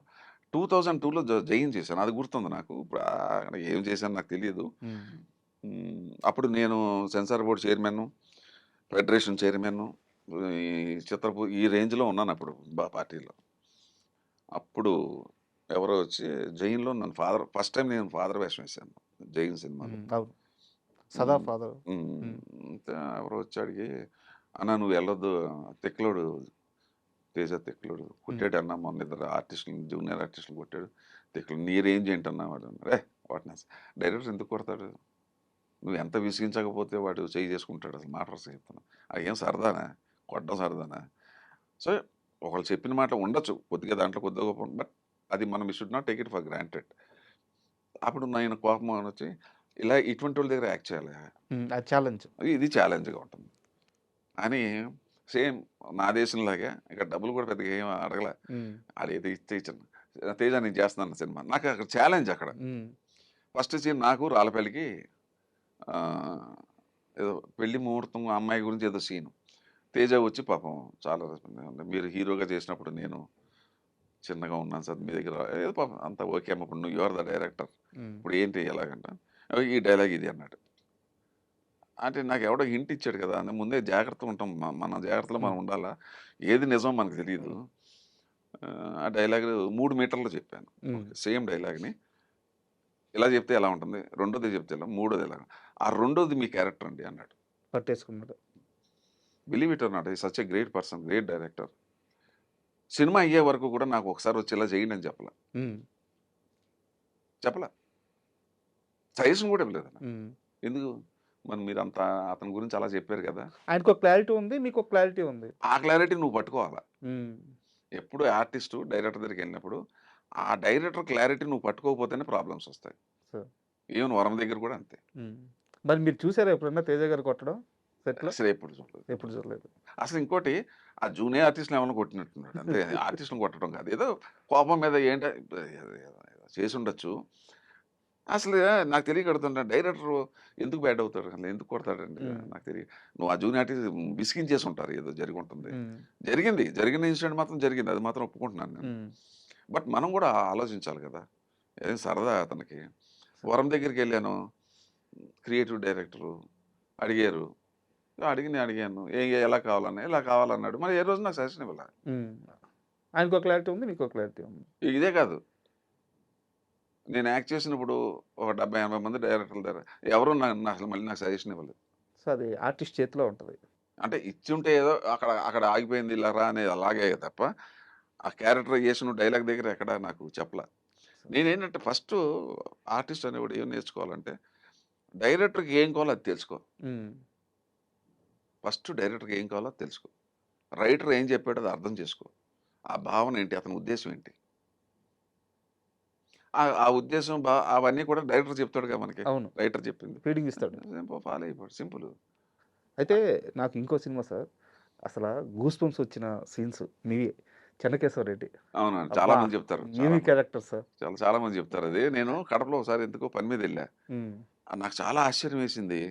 చేసినప్పుడు మాకేం తెలీదు, చేసుకెళ్ళిపోతాం. దాని ఇంపాక్ట్ ఇంత ఉంటుందా? హ్మ్.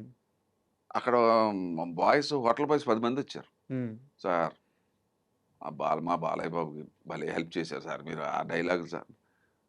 నేను అనుకున్నాను నిజంగా సినిమా మీడియా ఎంత ఇంపాక్ట్ చేస్తుంది వాళ్ళకి డైలాగులు. ఇప్పుడు దానంతా మళ్ళీ అక్కడ ఇప్పుడు మీరు చెన్నకేశవరెడ్డి చెప్పినారు. అక్కడ మళ్ళీ శివకృష్ణ చెప్పాడు. కరెక్టే, కానీ ఎవరు ఆలోచించింది? రైటరు. రైటర్. ఆడిని మర్చిపోతున్నారు అందరూ గూడా. హ్మ్. డైలాగ్ రాసిన మహానుభావుడు ఎవడో. అండ్ షార్ట్ కూడా సార్, మీరు బాలకృష్ణ గారిని గుర్తుపెట్టినప్పుడు మీకు ఆ విగ్రహం గుర్తొస్తా ఉంటది. పులివెందుల్లో చూసిన అవును, విగ్రహం గుర్తు. పులివెందుల విగ్రహం. పులివెందులకు సంబంధించిన విగ్రహానికి రౌండ్ ట్రాలీ తిరుగుతా ఉంటది. అవును. నెక్స్ట్ బాలకృష్ణ గారికి రౌండ్ ట్రాలీ. అవును. ఆ ఎమ్మడే కట్ షాట్ మీకు రౌండ్ ట్రాలీ. ఈ 3 ఆబ్జెక్ట్స్‌కి రౌండ్ ట్రాలీ అలా తిరగతానే ఉంటది. Cut, cut, cut, cut shot. అసలు ఏవి టేకింగ్ గాని, ఏవి రైటింగ్ గాని. అదేనండి, ఇప్పుడు వినాయక్ ఎంత వండర్‌ఫుల్ డైరెక్టర్. ఆ రైటరు రాసింది ఆయన మోల్డ్ చేసుకున్నాడుగా. హ్మ్. ఆయన టేకింగ్ ఇప్పుడు రైటర్ గొప్పగా డైలాగ్ రాసాడుగా. నంబర్ 1 హీరో అతనేగా. నెక్స్ట్ వినాయకే కదా హీరో. నేను ఫిజికల్‌గా హీరో. హ్మ్. నేను ఏది చేసినా అలాగే చేస్తా. నేను ఏది చేసినా ఎప్పుడు కూడా సినిమాలో యాక్ట్ చేసేవాడు థర్డ్ హీరో నా దృష్టిలో సార్. ఫిజికల్‌గా. First hero writer, second hero director. నేను ఇప్పటికి నిన్న కాక మనం చేసింది కూడా అట్లాగే ఫీల్ అవుతాను. సో, ఆ చెన్నకేశవరెడ్డి షూట్‌లో బాలకృష్ణ గారితో మీకున్న ఏదన్నా అయ్యో! మూమెంట్స్ షేర్ చేయండి సార్. ఆ మూమెంట్ అంటే బోలాశంకర్ అండి ఫాదర్ లాగా. హ్మ్. ఫాదర్ లాగా బోలాశంకర్ ఏముండదు. కొద్ది కోపం వస్తుంది ఒక్కోసారి. హ్మ్. డామ్ డూమ్ అని తిడతాడు. ఏముండదు, మనసులో ఏముండదు. హ్మ్. ఏముండదు. మళ్ళీ చిన్న పిల్లోడిలాగా మన దగ్గరికి వచ్చి మన మీద జోకులేసి మనతో కూర్చుంటూ ఉంటాడు. హుహు.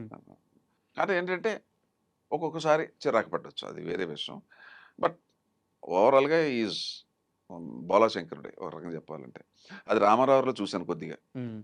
ఆయన అంటే భయం, టైగరు అది కాళ్ళకి ఏముండదు ఆయనకి. ఒకటి అంత భయపెడతారు అసలు, ఆయన దగ్గర ఏముండదు. నేనే ఉదాహరణ. నన్ను ఎలా ట్రీట్ చేశాడు, ఏం చేశాడు అనేది నేనే ఉదాహరణ దానికి. మహానుభావుడు. ఈయనైతే ఇంక మరీ అది ఇంక అసలు మాట్లాడటం మొదలెట్టాడంటే ఇంక మన సాయంకాలం దాకా మనకి మాట్లాడుతూనే ఉంటాడు. 4 సినిమాలో, 5 సినిమాలు చేసినట్టు చేశాను. కదా! మొన్న ఒకటి చేశాను, వీరసింహారెడ్డి. అవును. అది యాక్చువల్‌గా భలే గమ్మత్తు అది. నేను సినిమాల్లో కూడా గెస్ట్ వేషాలు వేయను. ఎంత పెద్ద హీరో అయినా గెస్ట్ వేషాలు వేయను. హ్మ్. అంటే చాలా అద్భుతంగా 2 డేస్ అయినా ఆ క్యారెక్టర్‌లో దమ్ముంటే కానీ చేయను. మేకప్ మ్యాన్ ఫోన్ చేసి చెప్పాడు. సార్ ఒక గెస్ట్ వేషం ఉందన్న. ఏ బుద్ధి లేదండి నీకు, నేను చేయను కదా. హ్మ్. నేను అసలు గెస్ట్ వేషాలే చేయను. అలా కాదండి బాలకృష్ణ అన్నాడు. మరి ఆ మాట ముందు చెప్పలేదా అన్న. ముందు చెప్పొచ్చు కదా, నాకు ఇష్టమైన హీరో మా ఫ్యామిలీ కదా. హ్మ్. ఒకరోజే ఒక పూట చేశాను అంతే. అక్కడ అంటే ఇంక తెలుగులో సామెత ఉండదు, ఇష్టం ఉంటే కష్టం ఉండదు. హ్మ్. మనకి మనకి ఇష్టమైన వ్యక్తి దగ్గర కష్టం ఉండదు. అంటే నాకు తెలియక అడుగుతున్నాను. మీకు ఫైనాన్షియల్‌గా ఏమన్నా క్రైసిస్ వచ్చిందా లైఫ్‌లో? బాగా అంటే చాలా. దేనివల్ల సార్? అంటే మనకి ఇప్పుడు ఏంటంటే ఇక మనం వెనక ఈ ఫైనాన్షియల్ క్రైసిస్ అంటే చాలా రకాలుగా ఇప్పుడు అన్నీ పోగొట్టుకున్నాను కదా. ఇప్పుడు ఇక్కడ రావటం వల్ల అక్కడ ఫ్యాక్టరీ కొద్ది ప్రాబ్లం వచ్చింది. హ్మ్. అలా అది అక్కడ లాసు. హ్మ్. ఇక్కడ సినిమా ఇండస్ట్రీలో నేను డబ్బులు నాకు డిమాండ్ ఉన్నా డిమాండ్ చేయను. హ్మ్. ఇది ఒక పెద్ద లాసు. అడగను. తర్వాత ఇస్తానంటే ఓకే వదిలేసి ఇవన్నీ పార్ట్ ఆఫ్ ద గేమ్. హ్మ్. చాలా లాస్. యాక్చువల్‌గా నేను సినిమా ఇండస్ట్రీకి వచ్చిన దానికన్నా పోయింది ఎక్కువ నాకు. సినిమా వల్ల. సినిమా వల్ల పోయింది ఎక్కువ నాకు. హ్మ్. ఎన్ని కోట్లుంటది సార్? ఇక దానికి లెక్కలేదు. సరే, ఇప్పుడు ఇంకొక last final question, but serious question. Sivakrishna మళ్ళీ సినిమాల్ని ప్రయారిటీగా తీసుకొని ట్రావెల్ అవ్వబోతున్నాడా? శివకృష్ణ ప్రయారిటీ ఏంటి ఇప్పుడు? ఇప్పుడు సినిమాలే చేయాలనుంది. ఉందా? ఎందుకంటే ఇప్పుడు రేపు 2008 జూలైకి 50 ఇయర్స్ కంప్లీట్ అవుతుంది. 28. 28 సారీ 2028. హ్మ్. 47 కదా. నేను వచ్చింది 1978 1978 కదా, ఆ లెక్కేసుకుంటే 28కి 50 ఇయర్స్. ఇప్పుడు నేను సినిమాలు తగ్గినాయి. ఇప్పుడు నేను పెద్దగా ఏదన్నా మంచి సినిమా ఉంటే వేస్తున్నాను. ఈ మధ్య 2 సినిమాలు చేసి నిన్న మొన్న ఎప్పుడు అసలు టీవీలో అయితే నాకు ఇష్టం ఉండదు, నేను చేయను. కానీ ఈ మధ్యన క్యారెక్టర్ ఆ ప్రొడ్యూసర్ కూడా చాలా బ్యూటిఫుల్ ప్రొడ్యూసరు, బొల్లు శ్రీనివాసరావు గారని. అతను టీవీ ప్రొడ్యూసర్. రుణానుబంధం అనే ఒక సీరియల్ తీస్తున్నాడు. నేను టీవీ అడిగితే నేను చేయను అన్నాను. నేను అసలు సినిమాలోనే గెస్ట్ వేషాలు వేయను, టీవీకి ఎక్కడ చేస్తాను సార్ అన్నాను. ఆ శ్రీనివాస్ అనే అతను నిర్మాత, బొల్లు శ్రీనివాస్ అనుకుంటా ఆయన పేరు. ఆయన భలే ఇచ్చాడు నాకు. అలా నన్ను ఎన్లైటన్ చేసి చెప్తే నాకు వింటాను నేను. కరెక్ట్. అది క్యారెక్టర్ బాగుండాలి, కథ బాగుండాలి. ఆయన చెప్పుకొచ్చాడు 2 డేసే వేషం సార్, ఏం అబద్ధం వల్ల 2 డేసే వేషం, కానీ ఆ క్యారెక్టర్ ఇంపార్టెన్స్ ఇది, మీరే చేయాలి. అసలు మీరు సినిమాలు ఎక్కువ చేయట్లేదని బ్యాడ్ నేమ్ ఉంది, మీరు అన్నీ ఒప్పుకోవట్లేదు, టీవీలు చేయట్లేదు, కనీసం ఈ రకంగా మీరు కనపడితే అయ్యో ఈ వేషం శివకృష్ణ ఎందుకు వదులుకున్నామని అందరూ అనుకుంటారు. ఇలా చెప్పుకొచ్చాడు నాకు. అసలు అలా చెప్పినంత మాత్రం చేయను, అది వేరే విషయం అనుకోండి, మొండి కదా. కానీ క్యారెక్టర్ అద్భుతం. అదే ఇందాక మీకు ఫోటో చూపెట్టా, చేశాను. Wonderful, very good. అసలు చాలా కాస్ట్లీగా అసలు సినిమాలకు తీశాడు. అలా ఉండాలండి, మనకు హ్యాపీగా ఉండాలి, డబ్బు అనేది పక్క పెట్టండి. యాక్చువల్గా యాజ్ ఏ ఆడియన్గా మాకు కూడా మీ విషయంలో కడుపు నిండలేదు. ఎందుకంటే శివకృష్ణ స్టామినాకి, రేంజ్కి తగ్గ అన్ని నెంబర్ ఆఫ్ సినిమాలు తెలియదు. సినిమాలే కదండి, నేను ఈ టీవీ ముఖంగా చెప్పొద్దంటే నేను ఆకలితో ఉన్నా. ఇప్పుడు ఆకలితో ఉన్నారు, చాలా ఆకలితో ఉన్నా. 10-15 ఏళ్ళ నుంచి నేను చేసిన మొదట్లో చేసిన క్యారెక్టర్ నాకు పట్ల స్టిల్ నాకు 70 ఇయర్స్ ఓపెన్గా చెప్తున్నా. కానీ నా ఎనర్జీ లెవెల్స్ నేను ఇంకా చెయ్యాలి. ఈ 2-3 సంవత్సరాల్లో అసలు దుమ్ము, అసలు మళ్ళీ ముందడుగు, నా దేశం, అటువంటి క్యారెక్టర్లు చేయాలని లోపల కోరిక ఉంది. అది మొన్న టీవీలో కొద్దిగా టు సమ్ ఎక్స్టెంట్ వచ్చింది. ఇప్పుడు 2 సినిమాలు చేయబోతున్నా, సేమ్ అదే లెవెల్ క్యారెక్టర్స్. ఒక ఆల్రెడీ లవ్ జిహాద్ మీద చేశాను ఒకటి సినిమా, చెప్పాను, నా ఫోటో కూడా చూపెట్టాను. అది కూడా గెస్ట్ వేషం అయినా అంటే 3 డేస్ వేషం అయినా కూడా నాకు నా అనుకున్నది లవ్ జిహాద్ని నేను వ్యతిరేకిస్తాను, నేను చెప్పాను కదా, అది చేశాను. ఇదేమో ఒక జమీందారీ టైపు, అది చాలా అద్భుతమైన వేషం చేశా. ఇప్పుడు నేను చేయబోయే 3 కూడా ఒకరిదానికి ఒక సంబంధం లేదు. సూపర్ సార్, మేము కూడా వెయిటింగ్.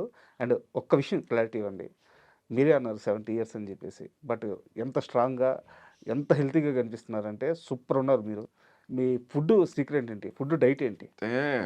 నేను అప్పుడు హీరోగా చేసినప్పుడు కూడా 45 ఏళ్ళ నుంచి నేను బయట ఫుడ్ తిన్నాను, జంక్ ఫుడ్ తిన్నాం, ఐస్ క్రీమ్ తిన్నాం, కూల్ డ్రింక్స్ తాగను, చిన్నప్పటి నుంచి అలవాటు. సినిమా ఇండస్ట్రీకి వెళ్ళిన తర్వాత అవి కూడా లేవు. సినిమా మెడ్రాస్ ఉన్నప్పుడు ఇంటి నుంచే భోజనం, ఓకే. ఇక నైట్ ఏదో పొలకాలు తింటాం. నా మొదటి నుంచి ఏంటంటే వర్క్ ఉంటే ఇంకా అలా అన్నం కూడా తిన్నాం. ఇప్పుడు లేటెస్ట్గా ఏంటంటే షూటింగ్స్ వెళ్ళినా కూడా ఇంకోటి ఏంటంటే సభ చెప్పటం, ఈ 47 సంవత్సరాల్లో నేను ఎప్పుడు టిఫిన్ చేయలేదు షూటింగ్లో. టిఫిన్ చేయలేదు, ఈ రోజుకి చేయలేదు. 47 సంవత్సరాలు కూడా నేను ఆర్టిస్ట్గా వచ్చినప్పటి నుంచి ఇప్పుడు దాకా టిఫిన్ చేయలేదు ఎక్కడ కూడా. ఓకే. ఇంట్లోనే చేసి వస్తాను. ఓకే. ఇంట్లోనే నా ఫుడ్ అంతా ఇంట్లో ఫుడ్డే, నేను బయట ముట్టుకోను. బయట బిర్యానీ అసలు ఏ దగ్గర రానివ్వను. పెరుగన్నం తింటాను, మధ్యాహ్నం షూటింగ్లో ఉంటే కప్పు పెరుగన్నం తింటాను. మిగతా వంటలు కూడా నైట్ పులకాలు, నాన్ వెజ్ కూడా పెద్ద తింటాను కానీ అది ఇంట్రెస్ట్ ఉండదు. దాని జాగ్రత్తలు తీసుకుంటాను. రైస్ ఎక్కువ తిన్నాను. ఏముంది కదా, రాగి జావా ఈ మధ్యన బాగా 2-3 ఇయర్స్ నుంచి బాగా మొదలెట్టా. ఓకే. మార్నింగ్ ఎగ్, రాగి జావా, మధ్యాహ్నం రాగి ముద్ద, ఇంత పెరుగన్నం, అంత రాగే కదా, మొత్తం బలమే కదా అంతని. నైటు పులక 2 పులకాలు అంతే. జంక్ ఫుడ్లు తిన్నాం. ఈ బయట ఏదో బర్గర్స్ అంటారు, పిస్తాలు ఏ అంటారు. ఇప్పుడు నిజంగా నాకు తెలియదు అవి. ఎప్పుడో మా మనవడాలు తింటుంటే ఏదో ఇంత ముక్క ఏదో టేస్ట్ ఎలా ఉంది తింటాను తప్ప. తర్వాత ఇక్కడ హైదరాబాద్లో ఏ హోటల్స్ ఉన్నాయో, నేను పుట్టి పెరిగింది ఇక్కడ. అప్పుడు మా రోజుల్లో ఏంటంటే తాజ్మహల్ హోటల్ ఒకటి ఉండేది మాకు ఉడిపి హోటల్. ఇప్పుడు అన్నీ పెద్ద పెద్ద హోటల్స్ వచ్చింది, నాకు ఏమీ తెలియదు. అసలు మా ఏరియాలో ఏ హోటల్లో ఏముంటుందో కూడా నాకు తెలియదు. వెళ్ళను, దాని కారులోంచి దిగను. 3 అయినా, ఇప్పుడు 3 అయినా 4 అయినా ఇంటికి వెళ్ళి బయట ముట్టుకోను. ఒక్క టీ ఒకటి ఉంది బ్యాడ్ హ్యాబిట్, కొద్దిగా 2-2:30 అయితే ఇలా మీరు ఎక్కడన్నా ఉంటే పక్కన ఆపి కొద్దిగా నీట్గా ఉందని టీ తాగుతాను. ఇంకోటి ఉంది, ఇంకోటి ఏంటంటే పచ్చిమిరకాయ బజ్జీలు అంటే ఇష్టం. ఆ, ఎప్పుడన్నా 20 రోజులకి 30 రోజులకి ఆ 2 బయట వేసినారు అక్కడ కూడా నీట్గా ఉన్నాడో లేదో చూసుకుని 2 పచ్చిమిరకాయ బజ్జీలు తింటాను. ఓకే. ఇక బయట జంక్ ఫుడ్ తిన్నాం, బయట రానేం దగ్గరికి రానేం. పిల్లలు ఏదో తింటా ఉంటారు ఊరికే, అంటే దీని ఏమంటారు అని అడుగుతా, ఏదో చెప్తారు, అది ఏదో ఏదో పేర్లు, ఆ పేర్లు కూడా నాకు రావు, పిజ్జానో బర్గర్. ఏదో చెప్తారు, మొక్క అసలు ఏంటి ఎలా ఉంటుందో చూద్దాం అని అంటారు. అది ఏదో ఓహో ఇదిలాగా ఉంటుందా, ఓకే. ఐస్ క్రీమ్ తిన్నాం, కోకోకోలాలు, కూల్ డ్రింకులు తాగను, ఎండాకాలం కూడా తాగను. Super sir, super. And thank you very much. ఎందుకంటే మనం ఓన్లీ సినిమా విషయాలు మాత్రమే మాట్లాడుకోవాలంటే ఇంటర్వ్యూ మామూలు ఇంటర్వ్యూ అండి అది. బట్ మీరు ఇప్పుడు జనరేషన్కి తెలియని ఎన్నో గొప్ప విషయాలు చెప్పారు. అవన్నీ నిజంగా తెలుసుకోవాల్సిన విషయాలు. అండ్ అలాగే అంటే మీ లైఫ్ స్టైల్ని నేను కూడా. ఇప్పుడు మీకు చెప్పినవన్నీ కూడా ఆవేదనతో చెప్పిన మాటలు ఇవన్నీ. సార్ అంటే నా పర్సనల్గా వదిలేండి, నా పర్సనల్గా ఏమి నేనేం పాపడం ఇది కాదు, నన్నేం వాడో ఫాలో అవ్వాల్సిన అవసరం లేదు. బట్ అందరికీ చేతులెత్తి నమస్కరించిందండి. ఏ దేశంలో పుట్టావో, ఏ రకంగా మాతృదేవోభవ అని చెప్పాను. మన పూర్వీకులు స్త్రీని ప్రకృతితో పోల్చారు. Sir she's a reproductive organ. మగవాడు బిడ్డ పుట్టడానికి సహకరించవచ్చు కానీ కనడం 9 మాసాలు కనడం, తల్లే కదా సనుపాలు ఇవ్వడం. తల్లి ప్రకృతే మన దైవం. సార్. ప్రకృతి మన దైవం. అందుకు చెట్టుకు పూజిస్తాం. ఈ ఎదోళ్ళకి తెలియదు చెట్టు కూడా పూజిస్తారు మీరు అంటాడు. ఆ చెట్టు లేకపోతే, ఆ ప్రకృతి లేకపోతే, ఆ చెట్టు కాయలు కాయకపోతే నువ్వెక్కడ ఉన్నావురా? ఆక్సిజన్ కానీ. అందుకే మేము పూజిస్తాం రా. ఆ గంగామాత, గంగ నీళ్ళు లేకపోతే నువ్వు ఎలా బతుకుతారా? దేవుడు గంగకు నమస్కారం పెడుతుంది. నీకు ఏం తెలుసు పిచ్చ నాకు కూడా, కానీ అందుకే బూతులు వస్తాయి నాకు. అది ఏం తెలియకుండా మాట్లాడతారు. ప్రకృతిలో బతుకుతున్నాం, ఆ ప్రకృతి మన ఆరాధ దైవం, తల్లిని గౌరవించాలా. అలాగే నువ్వు సంపాదించుకో, మేము కాదని అంటలా. పుణ్యభూమి, కర్మభూమి, వేదభూమి, ఈ దేశంలో పుట్టావు, ఈ దేశంలో చనిపోయే లోపు మనం ఏదో ఒకటి చేయాలి కదా. ఓకే, దేశానికి సేవ చేయాల్సినంత మనం గొప్పోళ్ళం కాదు, కానీ మన చుట్టుపక్కల మనకు తెలిసిన వాళ్ళు ఉంటారు కదా, పేదోడు, చిన్నోడు, ఉంజోడు, ఎవడెవరో పేదోడు, కొద్దిగా చెయ్యి ఇవ్వటం. ఏదో వాడికి ఏదో ఆర్థికంగా ఇబ్బంది ఉన్నా, ఆర్థికం లేదు, ఏదో అన్నం లేదు, అదే. ఇప్పుడు ఇంట్లో పెద్ద పెద్ద పార్టీలు జరుగుతుంటాయి, మందు చూశాను, చాలామంది చూశాను. అది పట్టుకెళ్ళి రోడ్డు మీద పోసేస్తారు తప్ప, అవన్నీ ఒక పెట్టుకుని ఒక్కసారి అలా రోడ్డు మీదకి వెళ్తే ఎంతమంది అన్నం లేకుండా ఉన్నారు. ఆ పని చేసేవంటే నువ్వు దేశ సేవ చేసినట్టే. This is what I want to tell the people. అంటే నేను ఎప్పుడు ఏ టీవీలో ఇంత నేను విశ్లేషంగా, ఇంత ఎమోషనల్గా ఇంత నేను మాట్లాడాల. But great words sir, great words. నేను ఇప్పుడు ఎందుకు చెప్తున్నానంటే, నాకు ఇంత 2 గంటలు ఇక్కడ కూర్చున్నా నాకు నష్టం ఏం, నాకు రూపాయి నష్టం లేదు నాకు. కానీ నేను చేసింది ఆచరించి చెప్తున్నాను మీకు. కరెక్ట్. నేను ఏదో చెప్పేసి నేను చేయట్లా, ఆచరించి చెప్తున్నా. అట్లీస్ట్ ఒక దేశభక్తి, హైందవ ధర్మం, మన మతం ఏంటి, మన ధర్మం ఏంటి, మనం ఏం చెప్పారు పెద్దలు, తర్వాత కొద్దిగా పౌరుషం ఉండాలి మనిషి అన్నోడికి, చీమునత్వం ఉండాలి. మనల్ని ఎవడో తిడుతుంటే నా నోరు మూసుకుని మనకెందుకు వెళ్ళిపోతున్నావు అంటే, నా దృష్టిలో నపుంసకుడే. నీకు పౌరుషం లేనివాడు ఎందుకు రా బతకటం నువ్వు అసలు? ఇది చాలా తప్పుడు మాట మాట్లాడాను, నన్ను క్షమించండి. నపుంసకుడని మాట నాకు వచ్చేసింది, ఆవేశంలో వచ్చేసింది. అరే నాకు ఎందుకంటే ఏమంటే, అది పక్కోడి సమస్య నీకెందుకంట? అది మన సమాజం పక్కోడి సమస్య, మనం తెలుసుకోవాలా. మనం వీలైతే మనం వెళ్ళి హెల్ప్ చేయాలా. జాతిని అవమానించి, మతాన్ని అవమానించే కూడా మీకు ఏమీ అవ్వట్లేదంటే మీరు నపుంసకులు, మరి ఏమంటారో నాకు తెలియదు. మీరంటే ఇప్పుడు ఎవరిని అంటున్నాను అంటే ఎవరినన్ను కాదు, నేను ఇక్కడ పాయింట్.